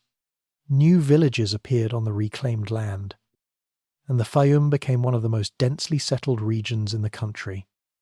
A transformation so complete that traces of the 12th dynasty irrigation infrastructure are still visible in the landscape today. Senusret III, who ruled from approximately 1878 to 1839 years before the Common Era, represented the 12th dynasty at its most energetic and consequential. He was a king who combined genuine military talent with a reformer's instinct for institutional change, and the combination produced results that shaped Egypt for generations. His Nubian campaigns were not the exploratory raids of earlier periods, but systematic operations aimed at permanent control. He led his army south past the second cataract of the Nile, defeating local resistance with coordinated chariot and infantry attacks, and then ordered the construction of a chain of massive mud brick fortresses at strategic points along the river. These strongholds, with names like Buhen, Semna, and Kuma, were engineering achievements in their own right. Their thick walls studded with towers, their interiors organized into barracks, storerooms, and administrative offices, their positions chosen to control the river traffic that carried gold, ivory, and other Nubian resources northward. Equally significant were his administrative reforms within Egypt itself, which systematically reduced the power of the provincial nomarchs who had grown dangerously independent during the earlier Middle Kingdom years. He reorganized the country into 3 administrative districts: North, South, and the Fayum, each headed by a royal official reporting directly to the vizier at Ichtawi. The nomarchs lost their private armies, their hereditary claims to office, and their capacity to act as independent power centres, and the country became measurably more responsive to central direction as a result. The Middle Kingdom under Senusret III was not glamorous in the way the Old Kingdom's Pyramid Age had been glamorous. It was something rarer and arguably more admirable, a state that worked. There is a particular kind of historical transformation that happens not through conquest but through accumulation. Not the sudden crash of armies against city walls, but the slow, almost invisible process of people arriving, settling, intermarrying, trading, building houses, raising children, and eventually discovering that they have become, through the patient arithmetic of generations, numerous enough and established enough to matter politically. The arrival of the Hyksos in Egypt was exactly this kind of transformation, and it is worth understanding it clearly because later Egyptian accounts, written by rulers who had reason to demonize their predecessors' foreign overlords, distorted the picture considerably. The word Hyksos itself comes from an Egyptian phrase meaning rulers of foreign lands, a term applied retrospectively to a group of people who had entered the northeastern delta not as an invading army, but as a gradual migration of West Asian peoples, primarily from the Levant, who came initially as traders, herders, and skilled workers seeking the opportunities that Egypt's prosperous and relatively stable society offered. They crossed the Sinai with their families and their livestock, settled in the eastern delta communities where the existing population had long been accustomed to foreign contacts, adopted elements of Egyptian culture, and began the slow process of making themselves at home in a land that was not yet theirs, but would eventually become so. The weakening of the 13th dynasty created the conditions that allowed this gradual presence to become political power, as the rapid succession of short-lived kings at Ichtawi reduced the central government's capacity for decisive action. The Hyksos communities in the delta found themselves increasingly self-governing by default, managing their own affairs, resolving their own disputes, and building their own institutional structures without waiting for direction from a capital that was itself struggling to maintain coherence. The city of Avaris, in the northeastern delta near the Mediterranean coast, became their primary centre, a bustling, cosmopolitan settlement whose archaeological remains reveal a fascinating cultural hybrid. Excavations at the site have uncovered palace structures built in a distinctly Levantine style, pottery that mixes Egyptian and Canaanite forms, burial practices that combine elements from both traditions, and evidence of extensive trade connections reaching across the eastern Mediterranean to Cyprus, Crete, and the Levantine coast. Avaris was not a provincial Egyptian backwater that had been taken over by foreigners. It was a genuine meeting point of cultures, a place where the boundaries between Egyptian and non-Egyptian were permeable and constantly renegotiated in the practical business of daily life. By the middle of the 17th century before the Common Era, one Hyksos family had accumulated enough local power to claim royal titles, and the 15th dynasty, the dynasty of the Great Hyksos, as later texts call them, was effectively established at Avaris with authority extending across most of the delta and into the Middle Valley. The Hyksos kings who ruled from Avaris were not crude usurpers contemptuous of the civilization they had entered. They adopted the full apparatus of Egyptian kingship with a thoroughness that suggests genuine respect for, or at minimum genuine political intelligence about, the traditions they were appropriating. They took Egyptian royal titles, including the full 5-part titulary that Egyptian kings had used since the early dynastic period. They appeared on monuments in the traditional pharaonic poses. They employed Egyptian scribes to keep their records in hieroglyphic script. They supported local temples and performed the offerings that maintained the god's favour. The Hyksos king Apophis, who ruled for decades from Avaris, was apparently a devotee of the Egyptian sun god Ra, and corresponded in Egyptian with the Theban rulers to the south in the diplomatic language of the age. This cultural adaptability was not weakness or confusion. It was the sophisticated strategy of rulers who understood that legitimacy in Egypt required Egyptian forms. and who were willing and able to provide them. Yet alongside these adopted traditions, the Hyksos brought from the Levant a series of technological innovations that would permanently alter Egyptian civilization in ways that no cultural borrowing could fully explain. The most transformative of these was the horse, an animal unknown in Egypt before the Hyksos period, paired with the light, spoked wheel war chariot that the Hyksos had developed from earlier Mesopotamian designs. This combination of horse and chariot created a military technology of revolutionary effectiveness, allowing forces to move across the battlefield at speeds that infantry could not match and could not easily counter. The composite bow, made from layers of wood, horn, and sinew laminated together to achieve a draw weight and range far beyond what a simple wooden bow could manage, arrived with the Hyksos and gave Egyptian archers capabilities they had not previously possessed. Bronze casting techniques improved under Hyksos influence, producing harder and sharper tools and weapons. The vertical loom replaced the horizontal loom in Egyptian workshops, transforming the speed and efficiency of textile production. New musical instruments appeared, including the lyre and the lute. New crops and new methods of food preparation entered the Egyptian kitchen. In the south, the Theban rulers of the 17th dynasty watched the Hyksos consolidation of the north with a combination of resentment and pragmatic accommodation that gradually, over several generations, shifted toward determined opposition. For much of the Second Intermediate Period, the two centres coexisted in an uneasy arrangement. The Hyksos kings nominally overlords of the entire country, the Theban kings nominally their vassals, both parties maintaining the fiction of hierarchy while pursuing their own interests with considerable independence. Trade continued between the regions, boats moving grain and linen and pottery up and down the Nile in the same patterns that commerce had followed for centuries. Yet the Theban court was also quietly absorbing the military lessons the Hyksos had introduced. Theban soldiers trained with the chariot. Theban armourers learned to work bronze. Theban commanders studied the tactical possibilities that the new weapons created.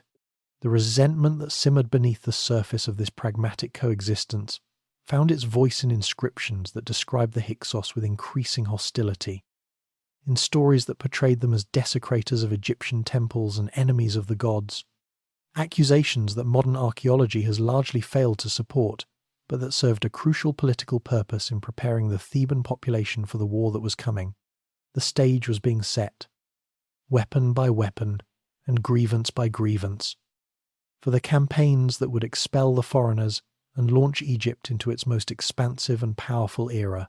The war that ended the Hyksos period and reunified Egypt did not begin with Ahmose.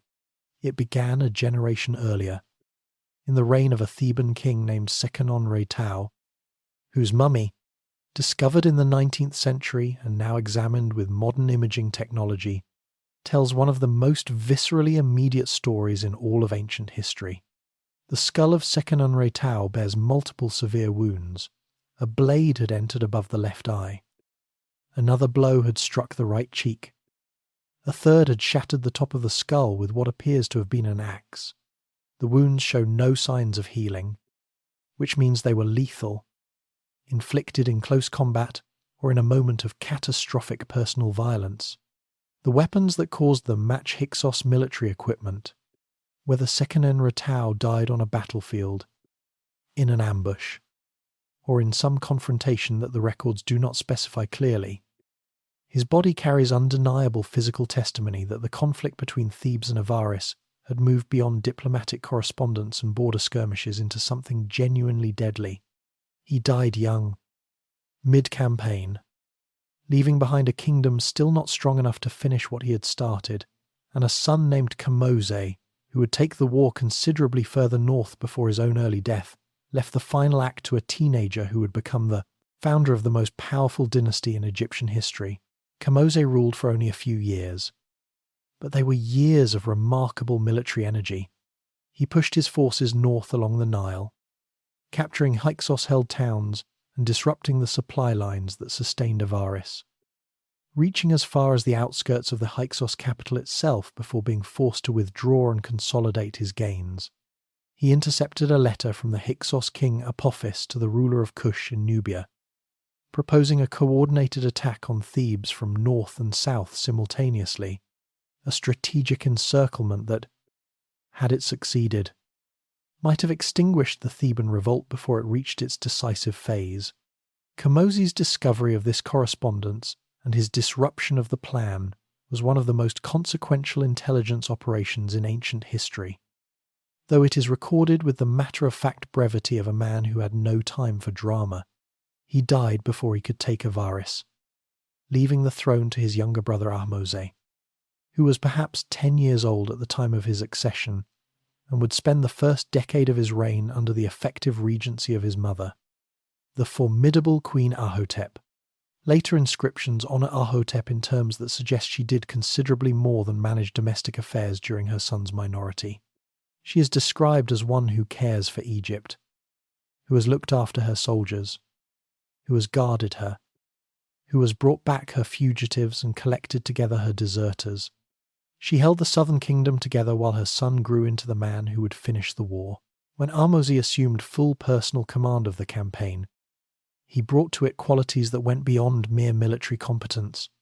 He was systematic in a way that spoke of careful observation and long preparation, the methodical patience of someone who had watched a war being fought for his entire conscious life and had formed clear ideas about what his predecessors had done right and where they had fallen short. He began not by rushing immediately toward Avaris, but by securing the middle valley completely, ensuring that every nome between Thebes and the delta was under reliable Theban control, and that his supply lines were protected along their entire length. He trained his chariot forces with the Hyksos weapons that had been entering the Theban arsenal for decades, creating units whose speed and firepower matched anything Avaris could field. He maintained a fleet of river boats that could move troops and supplies faster than any land route allowed, using the current and the wind with the intimate knowledge of the Nile that was every Theban commander's birthright. When he finally moved against Avaris in earnest, the campaign took the form of a sustained siege rather than a single dramatic assault. Months of encirclement, repeated attacks on the walls, the gradual strangling of the city's supply lines until the Hyksos king accepted terms that allowed his people to depart with their lives and movable possessions, but required the surrender of the city itself and everything fixed within it. The Egyptian army entered Avaris in disciplined order, and Ahmose immediately appointed administrators to restore Egyptian governance in the delta, repair temples that had fallen into disrepair, and reassert the administrative connections that had been severed by a century of division. The wars did not end with the fall of Avaris.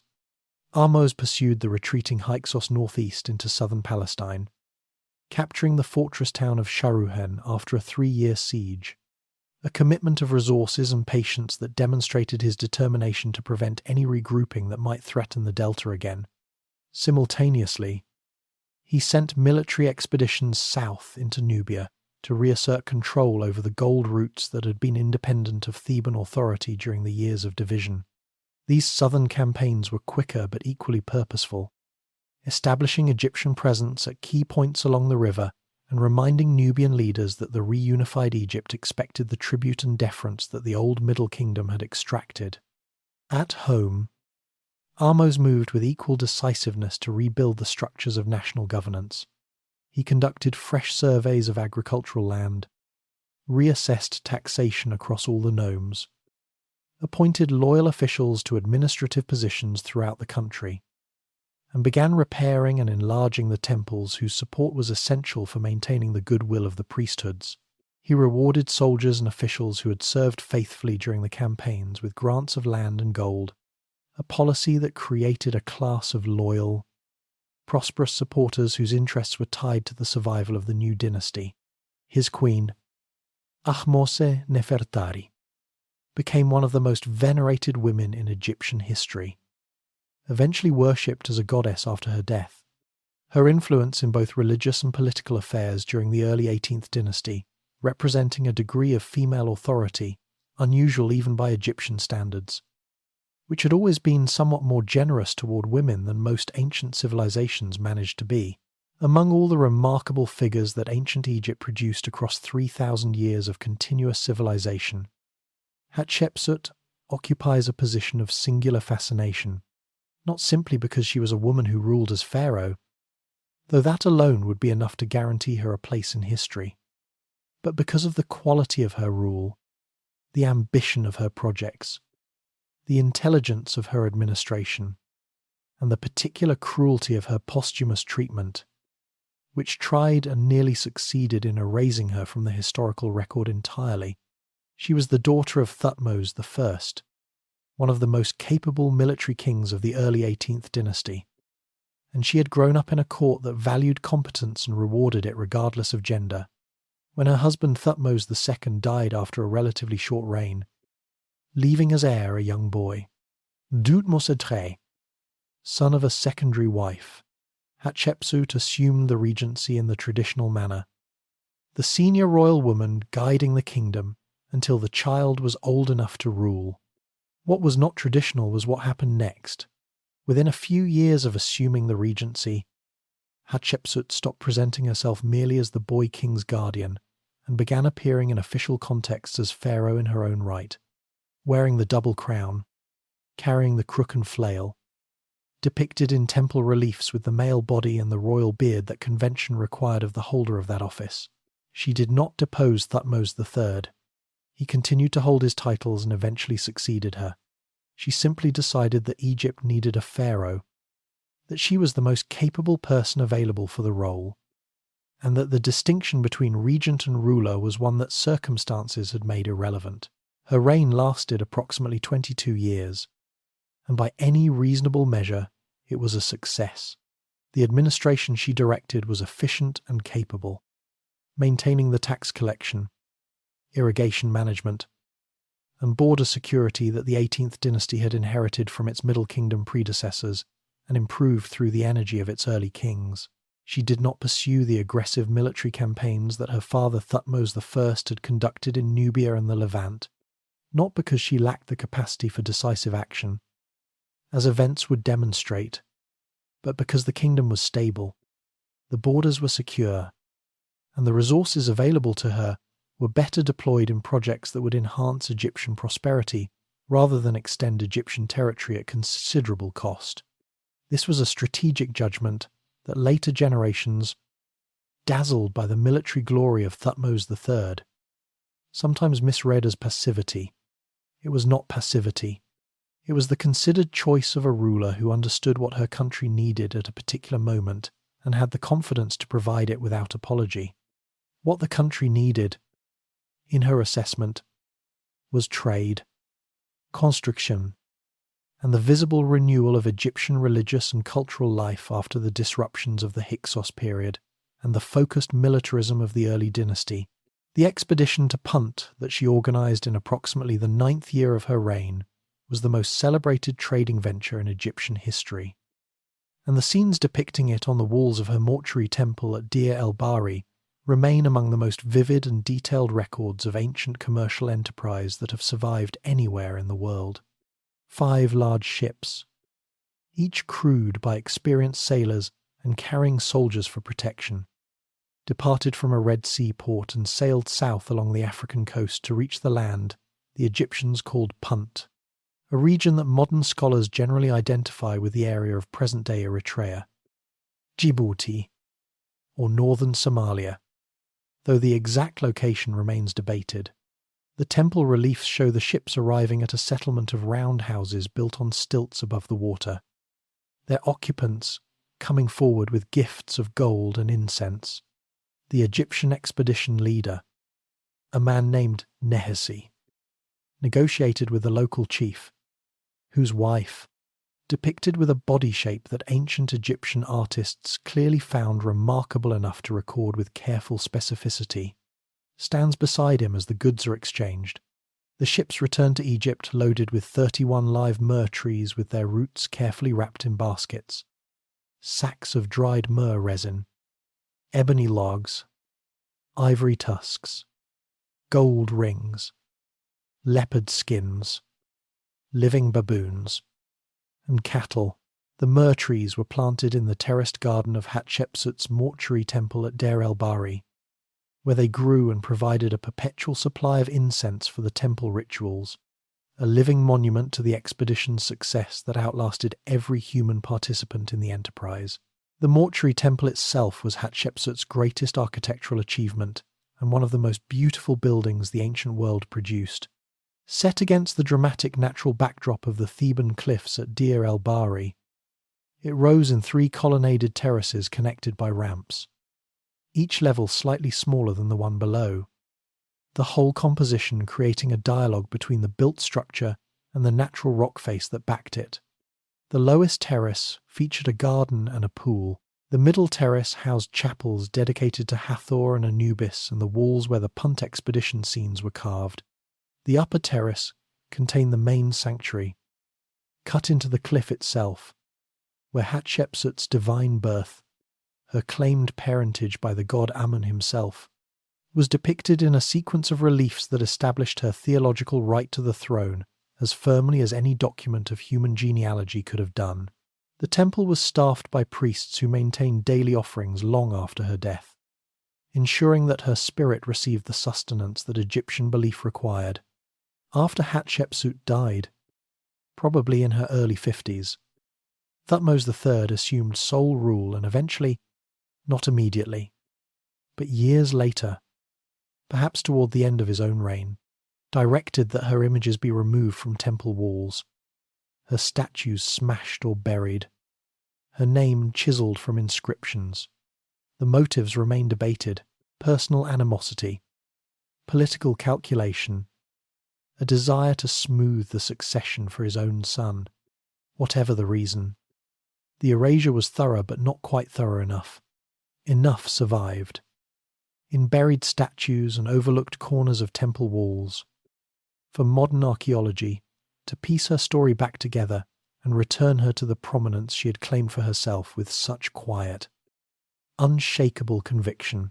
There is a military commander who appears in the records of the ancient world with such consistency of tactical brilliance, such relentless energy across such a sustained period of campaigning, that later generations struggled to find adequate comparisons and eventually settled on calling him the Napoleon of ancient Egypt, a designation that flatters Napoleon rather more than it flatters Thutmose III, who conducted his campaigns across a longer career, against more varied opponents, and with a political intelligence that the French emperor might have profitably studied.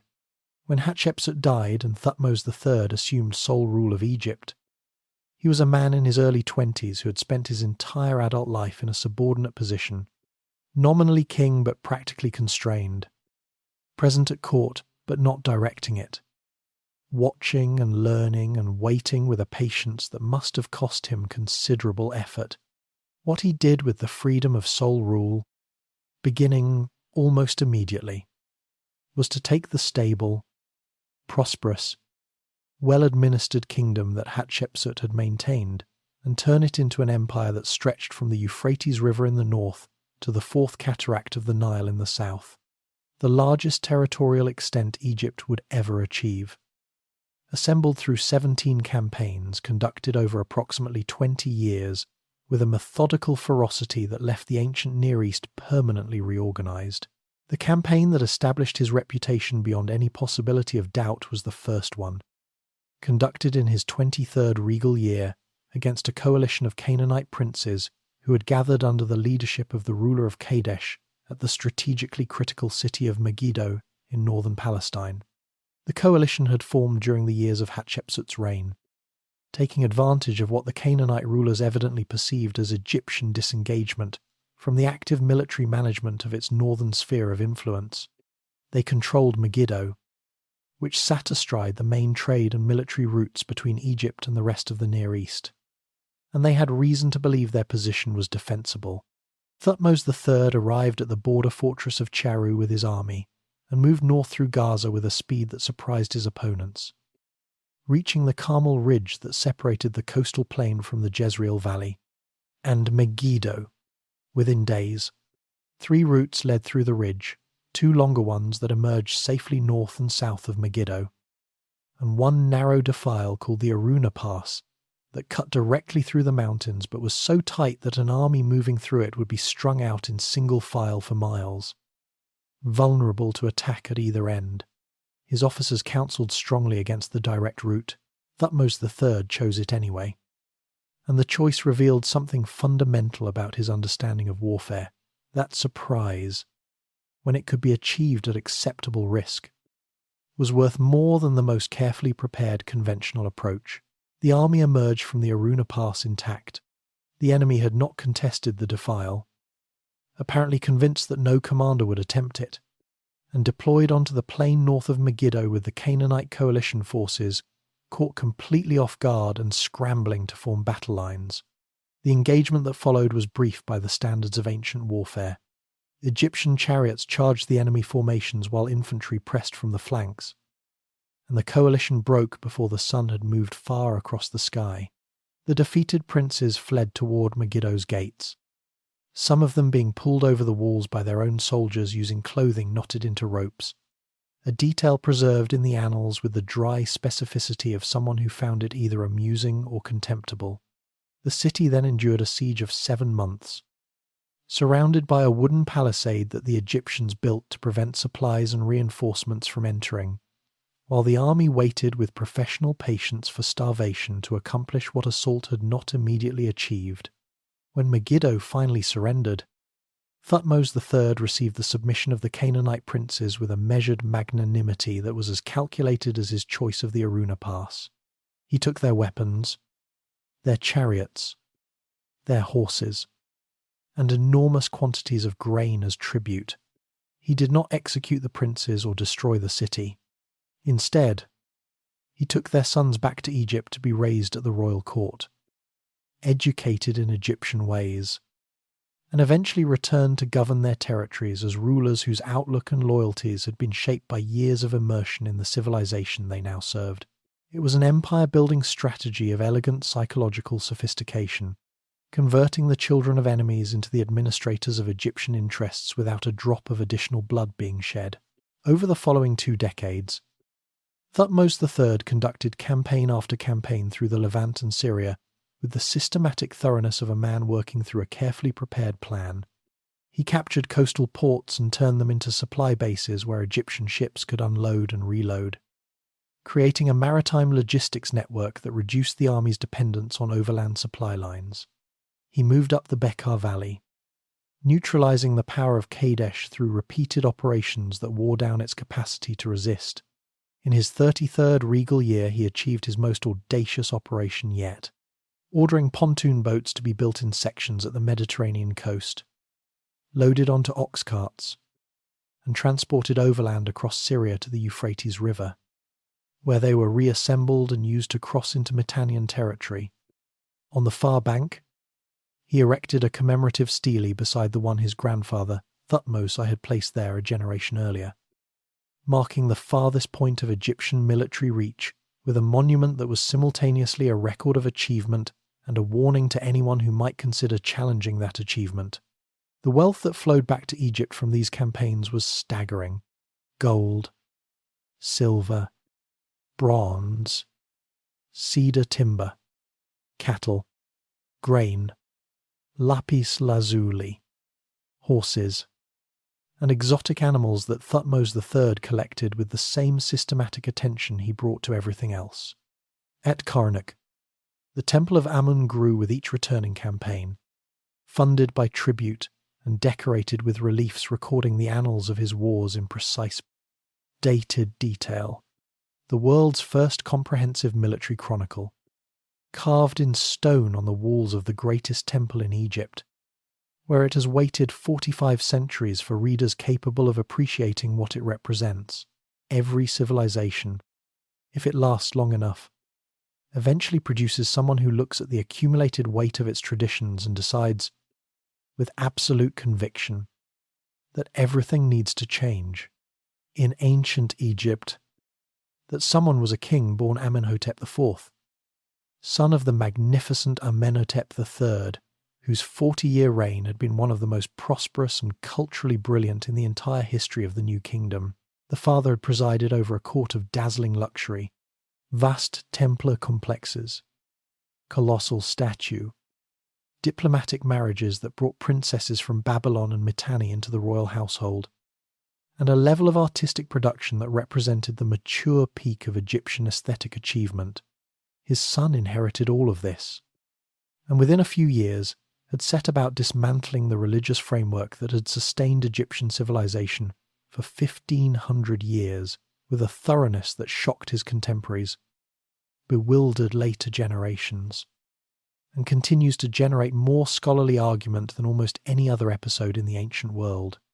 What drove him remains genuinely uncertain, genuine mystical conviction, political calculation aimed at breaking the increasingly powerful priesthood of Amun, personal psychology shaped by some experience or insight that the records do not preserve. All of these explanations have been advanced, and none has achieved consensus.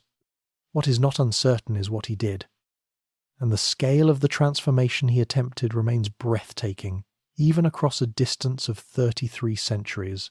In the early years of his reign, Amenhotep IV followed the conventional patterns of 18th dynasty kingship, performing the traditional offerings at Karnak, maintaining the temples of the established gods, conducting himself in the ways that the court and the priesthood expected.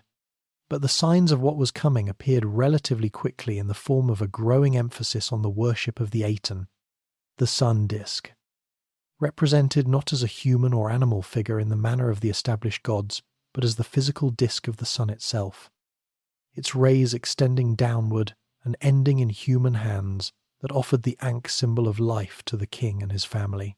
The Aten was not a new deity. It had been worshipped as a minor aspect of the sun god during the reign of Amenhotep III, and even earlier. But under his son, it underwent a transformation from minor cult to exclusive state religion of a completeness and speed that had no precedent in Egyptian religious history. The king changed his own name from Amenhotep, meaning Amun is satisfied, to Akhenaten, meaning effective spirit of the Aten, a change that was not merely symbolic, but represented the erasure of the chief god of the Egyptian state from the royal identity itself. He ordered the closure of the temples of Amun and the diversion of their revenues to the new cult. He sent workmen to chisel the name of Amun from temple walls across the country, a systematic desecration of sacred space that must have struck ordinary Egyptians as something close to an act of cosmic violence. The deliberate provocation of divine wrath on a national scale. The physical expression of the new religion was the city of Akhetaten, meaning the horizon of the Aten, which Akhenaten ordered built from nothing on a stretch of virgin desert on the east bank of the Nile, approximately midway between Thebes and Memphis. The site had no previous religious associations, no inconvenient older temples, no established priesthoods with traditions and expectations that the new cult would have to accommodate. It was a blank page, and Akhenaten intended to write something entirely new upon it. The pace of construction was extraordinary. Within a few years, a full city had risen from the desert sand, its main road running parallel to the river with palaces, administrative buildings, and open-air temples spaced along it. These temples were unlike any built before in Egypt, rather than the enclosed dark sanctuaries where priests alone could approach the deity's statue. Akhenaten's temples were open courts where the sunlight fell directly on the altars, where the Aten itself, present in the physical sun overhead, received the offerings without any need for a human intermediary beyond the king. This was the theological core of the Aten revolution, the elimination of the priestly class as mediators between humanity and the divine. Only the king and his family could communicate directly with the Aten. Everyone else communicated with the Aten through the king. The practical effect was to concentrate religious authority in the royal household to a degree unprecedented, even in a civilization that had always identified its rulers closely with the divine. The art produced at Akhetaten during the 17 years of the city's active life was unlike anything that had preceded it in Egypt, and unlike anything that followed. Where earlier royal art had depicted kings in idealized, formal poses, the body standardized, the face serene and ageless, the composition organized according to strict conventions that had changed only incrementally over 15 centuries. The Amarna style, as it is now known, showed the royal family in poses of intimate domesticity. Akhenaten and Nefertiti sat together with their daughters climbing on their laps. The king ate fruit and played with his children. Bodies were elongated and rounded in ways that emphasized organic life over formal dignity. The famous painted limestone bust of Nefertiti, discovered at Amarna in 1912 and now one of the most recognized artworks in human history, captures something of this new aesthetic, a face of extraordinary individuality and beauty. The features specific and alive rather than generalized into the conventional mask of royal portraiture. The Amarna letters, discovered at the site in the 19th century, clay tablets bearing diplomatic correspondence in the cuneiform script of Mesopotamia, reveal that Akhenaten maintained the empire's international network even as he revolutionized its internal religious life, exchanging messages with the kings of Babylon, Assyria, and the Hittites in the careful language of ancient diplomacy. Yet letters from vassal rulers in the Levant increasingly complained of unrest and requested military aid that did not arrive, suggesting that the internal preoccupation with religious transformation was coming at a cost to the empire's practical management. When Akhenaten died, his revolutionary city was abandoned. His successors restored the old gods, and the deliberate erasure of his memory from Egyptian records began, leaving behind only the buried city and the letters in the sand to tell the story of the most radical experiment in the history of Egyptian civilization. After the convulsions of the Amarna period, the abandoned city, the restored temples, the careful erasure of Akhenaten's name from monuments across the country, Egypt needed stability with the particular urgency of a patient recovering from a serious illness. The general Horemheb provided it, reorganizing the courts, purging corrupt officials, restoring the temple priesthoods to their traditional revenues, and governing with the competent authoritarianism of a soldier who understood that institutions matter more than individuals, and that the institutions had been badly damaged and needed time to heal. When Horemheb died without an heir, he passed the throne to his own vizier, an elderly military man named Ramesses, whose brief reign nonetheless accomplished the essential act of founding a new dynasty, the 19th, that would produce some of the most spectacular figures in the entire 3,000-year sweep of Egyptian history. His son Seti I proved to be exactly the kind of ruler the moment required, a capable military commander who reasserted Egyptian control over the Levantine territories that had grown restless during the Amarna years, a dedicated builder who enlarged the temple of Amun at Karnak and constructed a magnificent mortuary temple at Abydos, whose painted reliefs are among the finest surviving examples of New Kingdom art, and a careful administrator who maintained the co-regency system by appointing his own son as partner in rule before his death. That son was Ramesses II, and his story is in a category of its own.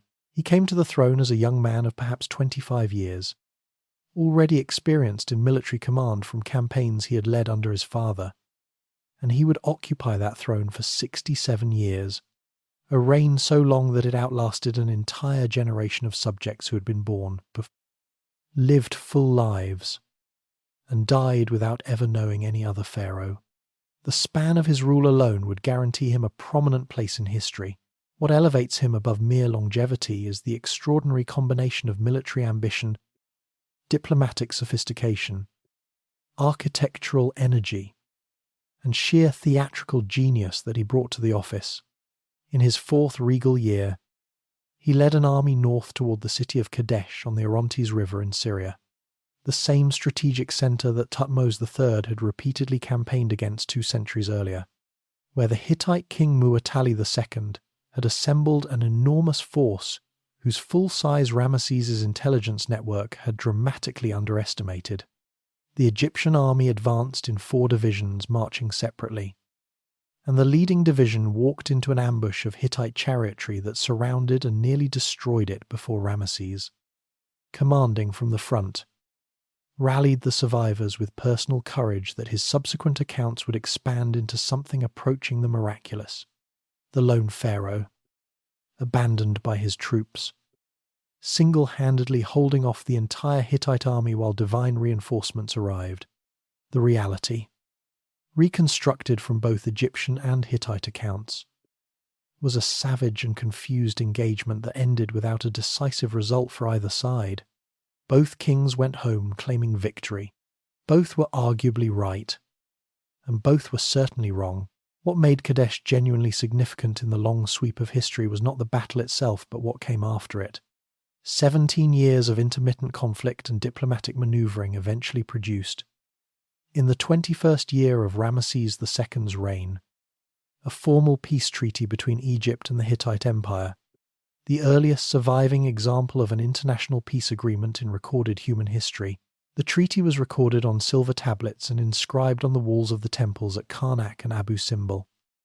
Its terms covering mutual non-aggression, defensive alliance against third-party threats, and the extradition of political refugees.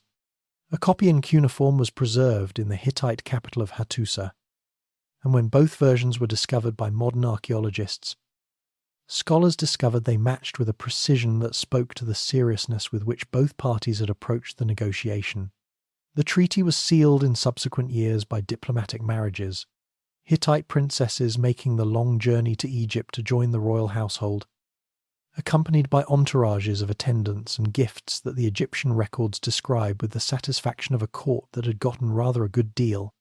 Ramesses, though, whatever his failures at Kadesh, had demonstrated that he could convert a military stalemate into a political achievement of lasting consequence. The building program he conducted over 67 years left physical marks on Egypt so numerous and so large that they constitute a landscape-level transformation of the Nile Valley. The Ramesseum on the West Bank at Thebes, his mortuary temple, featured a seated statue of the king whose shattered remains inspired Shelley's poem Ozymandias, the fallen colossus becoming a meditation on the vanity of earthly power. At Abu Simbel in Nubia, workers spent decades cutting two temples directly into the living sandstone of a cliff face above the Nile. The larger one fronted by 4 seated colossi of Ramesses, each measuring approximately 20 meters in height, faces of such serene, implacable authority that even in their damaged state they induce something close to physical discomfort in people standing before them for the first time. The interior of the larger temple reached deep into the rock, its walls covered with reliefs depicting Kadesh in the heroic version that official memory preferred. Its innermost sanctuary arranged so that twice a year the rising sun penetrated the entire length of the temple and illuminated the statues of the gods within, a feat of astronomical alignment achieved without instruments that modern engineers, when they relocated the temple to save it from the rising waters of Lake Nasser in the 1960s, took extraordinary pains to preserve. The new capital, Pi-Ramesses in the eastern delta, grew into one of the largest cities in the ancient world, its harbours receiving ships from across the Mediterranean, its stables housing thousands of horses for the chariot forces, its workshops producing the weapons and tools that maintained the empire. When Ramesses II died at approximately 90 years of age, his mummy, showing the arthritis and dental abscesses of an extremely old man who had refused to stop being a pharaoh, he left behind a kingdom that was still functioning, still respected, still possessed of most of the empire his predecessors had assembled. The river flowed on, the monuments remained, and his name, carved into more stone than any other pharaoh before or since, ensured that whatever else the centuries might erase, Ramesses would not be forgotten. The death of Ramesses II did not immediately reveal the structural weaknesses that his long and magnificent reign had been concealing. His successor Merneptah, the 13th son, who had outlived all his elder brothers to inherit the throne at an advanced age himself, proved a capable ruler whose most urgent challenge came from the west and the sea simultaneously. A combined assault by Libyan tribal confederations allied with groups of maritime migrants whom Egyptian records called the Sea Peoples displaced from their original homelands across the eastern Mediterranean by the same broad currents of disruption that were simultaneously bringing down the Hittite Empire, destroying the palace civilization of Mycenaean Greece, and erasing the prosperous trading cities of the Levantine coast. Merneptah met them in a pitched battle in the western delta and defeated them decisively, recording the victory on a granite stele that has become famous among scholars for a reason entirely unrelated to its primary subject.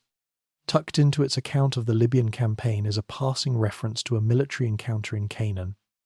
The single line that contains the earliest mention of Israel in any written record from the ancient world.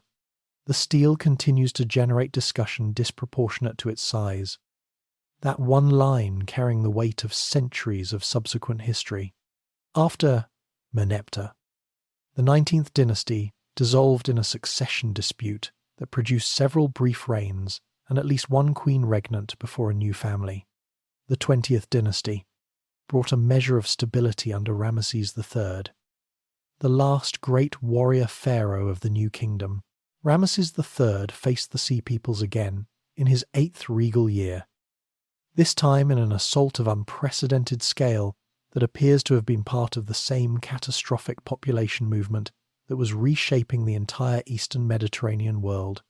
He met them on two fronts simultaneously: land forces along the eastern border and a naval engagement at the mouths of the Nile where the Egyptian fleet, fighting with the considerable tactical advantage of operating in shallow coastal waters it knew intimately, used grappling hooks and superior maneuverability to neutralize the larger enemy vessels.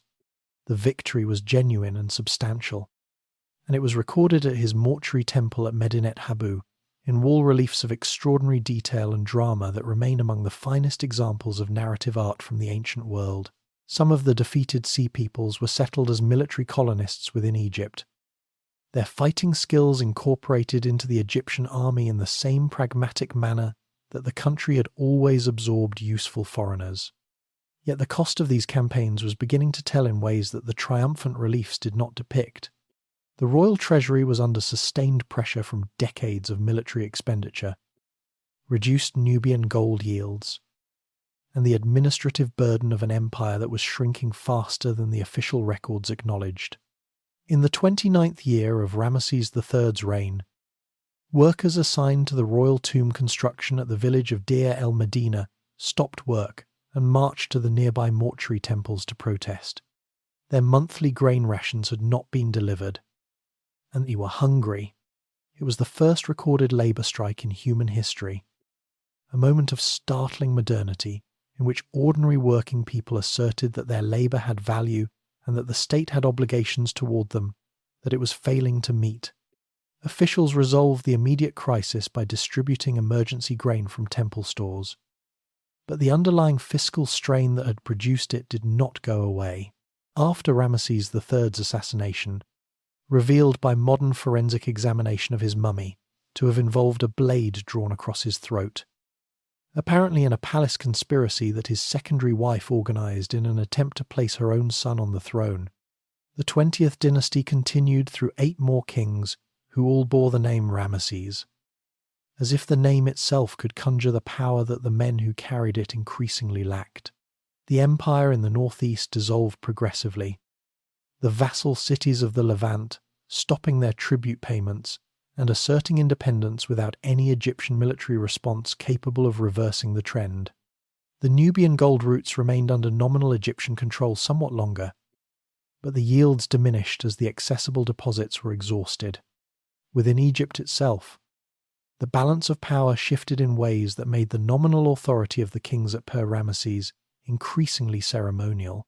The high priests of Amun at Karnak accumulated not merely religious authority but economic power of a magnitude that rivaled the crown, controlling vast temple estates, commanding their own military forces, and making administrative decisions that properly belonged to the royal government.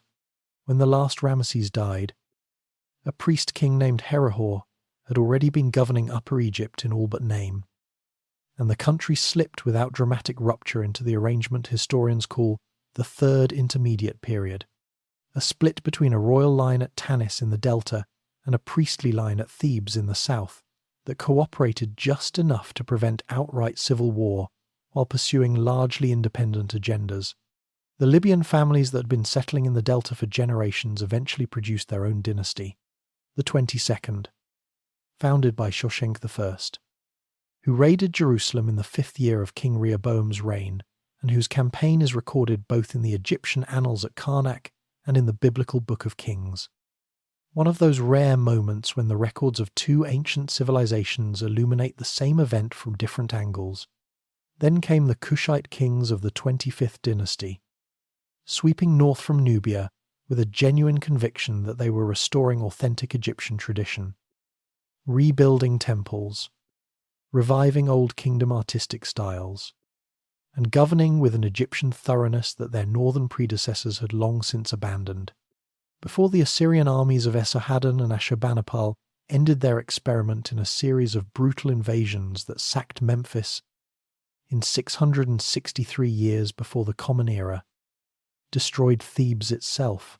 From the ruins, the Site kings of the 26th dynasty constructed one final flowering of native Egyptian culture, deliberately archaising in its artistic references, sophisticated in its commercial connections with the Greek world, and doomed by the arrival of Cambyses II of Persia in 525 years before the Common Era, whose conquest at Pelusium ended 3,000 years of continuous pharaonic tradition in a single afternoon's battle. The Persian occupation of Egypt that began with Cambyses II's conquest in 525 years before the Common Era was not uniformly brutal, and it was not uniformly resented, but it was consistently foreign in a way that Egyptian identity, rooted in the Nile, the gods, the language, and the accumulated memory of 3,000 years of continuous civilization, found fundamentally incompatible with its deepest sense of itself. Some Persian kings, most notably Darius I, made genuine efforts to present themselves as legitimate heirs to the pharaonic tradition, supporting temple construction, respecting the priesthoods, and appearing in Egyptian art in the traditional royal poses that convention demanded. Darius even completed a temple at the Karga oasis that Egyptian craftsmen decorated with hieroglyphic reliefs indistinguishable in style from those of native royal patrons, a cultural courtesy that earned him a degree of Egyptian goodwill. Yet the fundamental reality of Persian rule, that Egypt's resources flowed outward to Persepolis, that governors arrived from the east with no roots in the Nile Valley, that decisions affecting the country were made in a capital that had never seen the annual flood, created a persistent undercurrent of resentment that periodically surfaced in revolts. Some of them sustained enough to produce brief periods of independence under native dynasties before Persian power reasserted itself.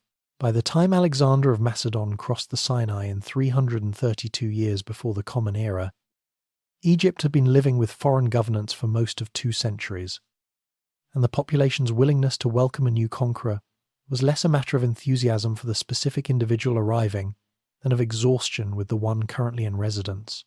Alexander entered Egypt not as a destroyer but as a liberator, and he was careful to present himself in exactly those terms. The Persian satrap Mazaces handed over the country without significant resistance. The Persian military position in Egypt had been weakened by Alexander's earlier victories at Granicus and Issus, and there was no realistic prospect of defending the Delta against a force that had just dismantled the main Persian army in the field. Alexander moved to Memphis, where he performed sacrifices to the Apis bull, the sacred animal of Ptah, whose cult the Persians had at various points treated with insufficient respect, and was crowned in a ceremony that echoed the ancient pharaonic rituals with sufficient fidelity to satisfy the Egyptian priesthood that here, at last, was a ruler willing to honour the forms that the gods required.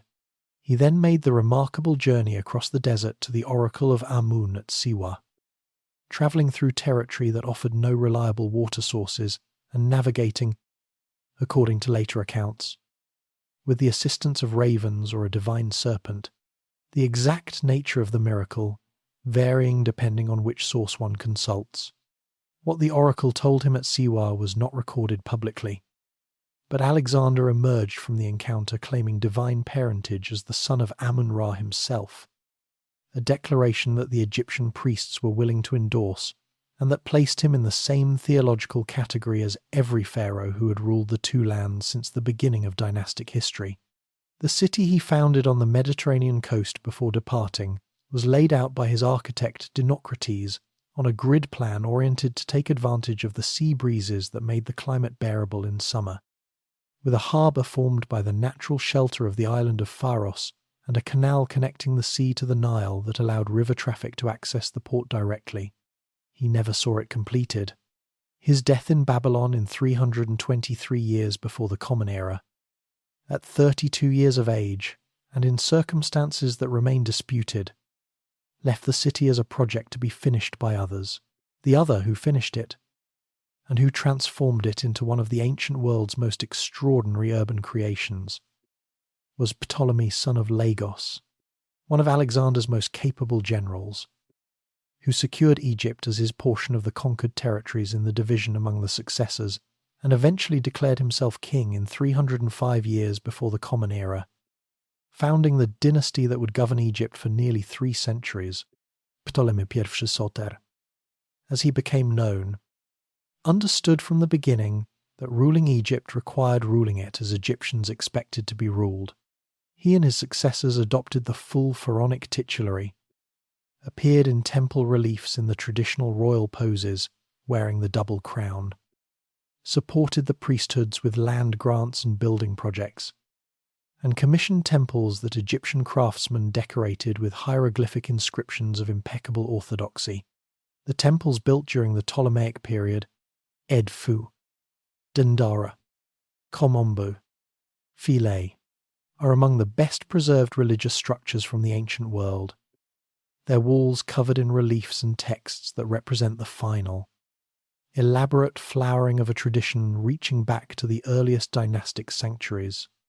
At the same time, the Ptolemies governed through Greek administrative structures, conducted official business in Greek, founded a royal library at Alexandria, whose collection eventually encompassed hundreds of thousands of scrolls and attracted scholars from across the Mediterranean world, and presided over a cultural fusion that produced new hybrid forms in art, religion, and intellectual life that were neither purely Egyptian nor purely Greek, but something genuinely new, the god Serapis, created under Ptolemy I by combining elements of Osiris, Apis, and various Greek deities, became a focus of worship across the Mediterranean world. Egyptian obelisks were shipped to Rome and Athens as prestigious monuments. Greek geometric methods combined with Egyptian astronomical observations to produce advances in mathematics and science that would not be surpassed for centuries. The Ptolemaic dynasty's long reign was not uniformly stable. Succession disputes, court intrigue, and the growing shadow of Roman power created recurring crises that the later Ptolemies managed with decreasing effectiveness and increasing desperation.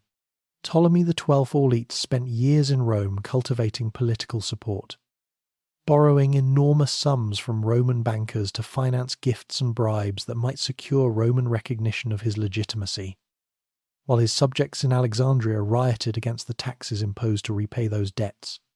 The dynasty was visibly running down, its resources depleted, its political position dependent on the goodwill of a power that was itself in the convulsive final decades of its republican form, its glory increasingly a matter of institutional memory rather than present reality. Yet even in decline, the Ptolemaic court retained the capacity to produce remarkable individuals, and the last of the line was the most remarkable of all. She was not, as centuries of romantic mythology have insisted, primarily a great beauty, the ancient sources that knew her best, and some of them were contemporaries who had actually been in the same room with her, describe her physical appearance as striking but not exceptional, and suggest that what made her genuinely irresistible in person was something more interesting and more durable than conventional attractiveness. Plutarch, writing more than a century after her death but drawing on sources close to events, describes the experience of her company as almost impossible to resist. The combination of her voice, which he compares to an instrument of many strings capable of easily passing from one language to another, her intelligence, her humour, her capacity to make whoever she was speaking with feel that they were the most important and interesting person in the room. She spoke 9 languages at a time when most Ptolemaic rulers had not bothered to learn Egyptian, the language of the people they had governed for 250 years. That linguistic effort alone tells us something essential about her character. She was not content to govern Egypt from behind the comfortable distance of Greek culture. She wanted to understand it from the inside, in its own voice, through its own texts and rituals and theological traditions. When she appeared before Egyptian priests, she spoke to them in their own language. When she presented herself in the traditional religious ceremonies, she did so with the knowledge and commitment of someone who had studied what those ceremonies meant. She was, in ways that none of her predecessors since Alexander had managed to be, genuinely present in the country she ruled. She came to the throne in 51 years before the Common Era, at approximately 18 years of age, inheriting jointly with her younger brother Ptolemy XIII under the terms of their father's will, which followed the Ptolemaic custom of sibling co-rulership that had always struck the Romans as uncomfortably exotic and the Egyptians as entirely normal, given that it mirrored the divine pairing of Isis and Osiris. The co-rulership collapsed almost immediately into a power struggle that the court factions surrounding the young boy king prosecuted with greater ruthlessness than Cleopatra's own supporters could counter. She was driven from Alexandria, raised an army in the eastern desert, and was preparing to force her way back into the capital when Julius Caesar arrived in pursuit of his defeated rival Pompey, and the entire political situation transformed overnight. The story of her first meeting with Caesar, smuggled into the palace, rolled in a carpet or a linen sack, depending on the source, may be embellished, but its essential dynamic is consistent with everything we know about how she operated. She identified the decisive factor in her situation, moved toward it directly, and trusted her intelligence and personality to accomplish what military force alone could not. Caesar was 52 years old, the most powerful man in the Roman world. Accustomed to the admiration of everyone he encountered, he was, by multiple accounts, completely captivated within hours. The civil war between Cleopatra and her brother was resolved in her favour by Roman legions, and she returned to Alexandria as sole ruler with Caesar's political and military support secured. Their relationship produced a son whom Cleopatra named Caesarion, Little Caesar, and who represented something of enormous political significance, a child who was simultaneously the heir to the Ptolemaic throne and, in his mother's presentation of him, the biological son of the greatest Roman of the age, a living embodiment of the union between the two most powerful political traditions in the Mediterranean world. Caesar was assassinated in 44 years before the Common Era, before he could translate whatever intentions he may have had regarding Caesarion into political reality, and Cleopatra returned to Egypt to consolidate her position and wait for the Roman power struggle that she correctly anticipated would follow his death to produce a new configuration she could work with. The configuration that emerged was the triumvirate of Octavian, Antony, and Lepidus. And when the triumvirate divided the Roman world among its members, it was Mark Antony who took responsibility for the eastern provinces, which meant that it was Mark Antony whom Cleopatra needed to cultivate. Her approach to their first meeting at Tarsus in 41 years before the Common Era was a performance of such calculated magnificence that it has inspired artists, playwrights, and filmmakers for 2 millennia. She arrived on a gilded barge with purple sails scented with perfume, reclining under a canopy of gold cloth dressed as Aphrodite, while servants costumed as cupids fanned her, and attendants dressed as sea nymphs worked the ropes and oars. The theatre of it was deliberate and complete. She was not simply meeting a Roman general, but announcing, in the visual language that the ancient world understood, that she was a queen and a goddess, and that whoever wished to deal with her must do so on those terms or not at all. Antony, who had a soldier's blunt directness and a Roman's weakness for spectacle, was entirely conquered. Their partnership lasted a decade and produced 3 children. It was simultaneously a personal relationship of evident, genuine intensity and a political alliance of considerable strategic ambition. Antony controlling Rome's eastern military resources, Cleopatra supplying the wealth of Egypt's agricultural and commercial output, together projecting a power that neither could have achieved alone. The ceremony known as the Donations of Alexandria in 34 years before the Common Era, in which Antony distributed territories among their children and presented Cleopatra as Queen of Kings and Caesarion as co-ruler of Egypt, was the moment that made conflict with Octavian inevitable. Octavian responded with a propaganda campaign of genius, portraying the relationship not as a Roman general's legitimate partnership with an allied queen, but as the enslavement of a Roman hero to an Oriental temptress who threatened Roman values and Roman identity. The characterization was false in almost every particular, but it was politically effective in ways that the truth could not counter. At the naval battle of Actium in 31 years before the Common Era, Octavian's fleet under Agrippa outmaneuvered the combined forces of Antony and Cleopatra, and when Cleopatra's ships withdrew from the engagement, the battle collapsed into a rout from which there was no recovery. She died in August of 30 years before the Common Era, almost certainly by her own deliberate choice. The manner of her death disputed, but the reason for it perfectly clear. She had negotiated with Octavian, assessed his intentions with the same intelligence she brought to every political situation, and concluded that he intended to parade her through Rome in his triumph. She chose instead the exit that preserved what remained of her dignity, and with her died the last independent pharaoh Egypt would ever produce. When Octavian, who would soon take the name Augustus and become the first emperor of Rome, walked through the streets of Alexandria in the late summer of 30 years before the Common Era, he did something that tells us a great deal about the weight that Egyptian civilization already carried in the ancient imagination.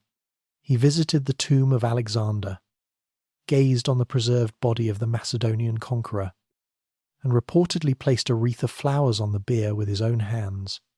Then, when asked whether he wished to visit the tombs of the Ptolemaic kings as well, he declined, saying that he had come to see a king, not corpses. The distinction was not merely personal preference. It reflected a recognition, sharp and unsentimental, that what lay in Alexandria's royal quarter was the remains of a dynasty that had always been more impressive in its borrowed symbols than in its actual achievements. That the real Egypt, the Egypt worth understanding, was something older and stranger and more enduring than the Greek family that had most recently claimed it. Augustus governed Egypt with a personal attention he gave to no other province. He refused to allow Roman senators to visit without his explicit permission. He appointed a prefect of equestrian rather than senatorial rank to govern it, ensuring that no Roman aristocrat could use its enormous wealth as the foundation for a political challenge.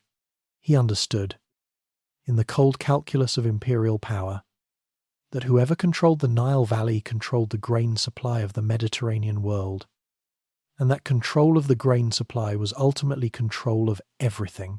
The Egypt that Rome inherited and exploited was not a dead civilization wearing its past as a costume.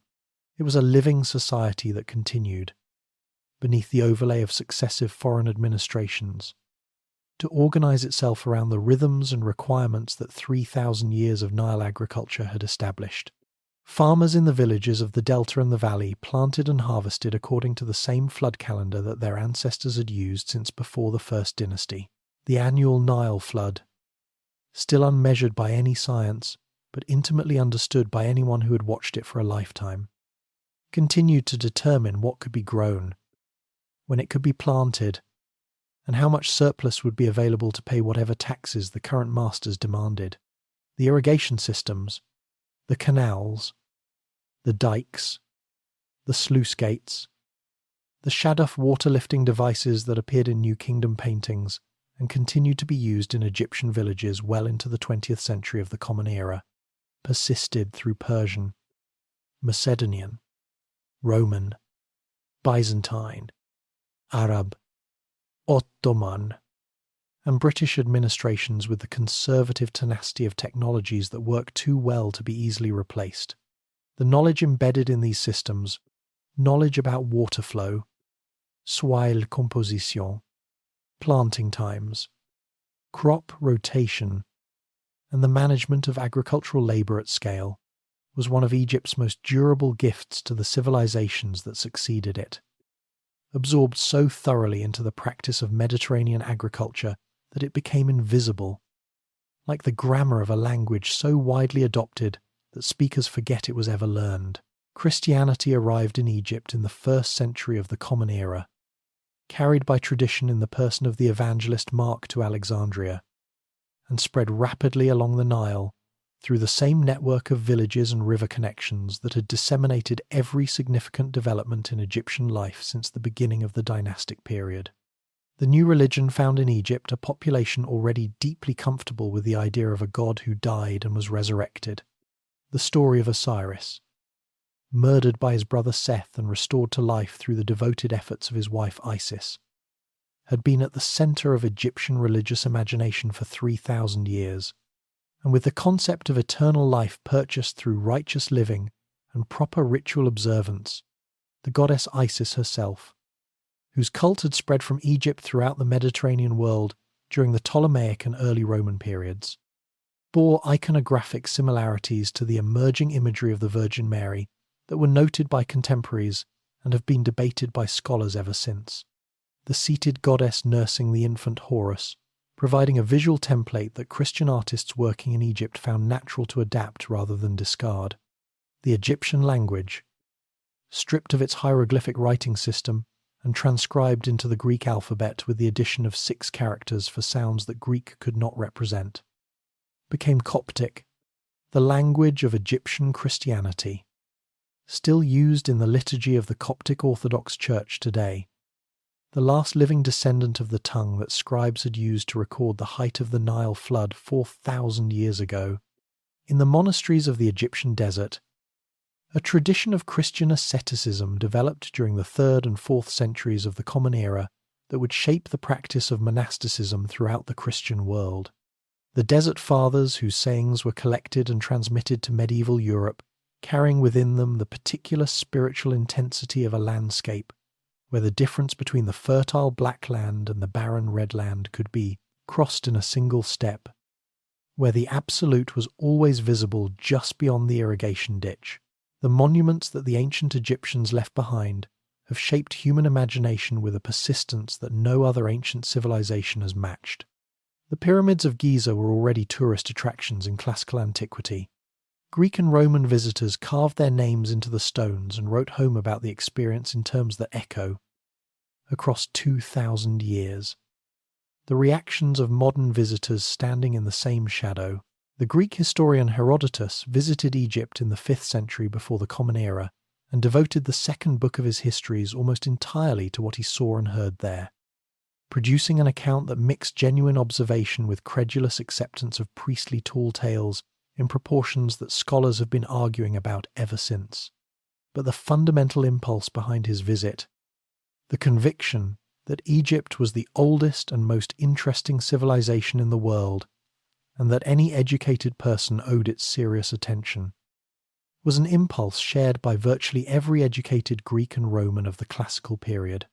The obelisks that Egyptian pharaohs had erected before temple gateways as expressions of solar worship were shipped to Rome and Constantinople and eventually to Paris, London, and New York, where they stand today as the most widely distributed monuments of any ancient culture.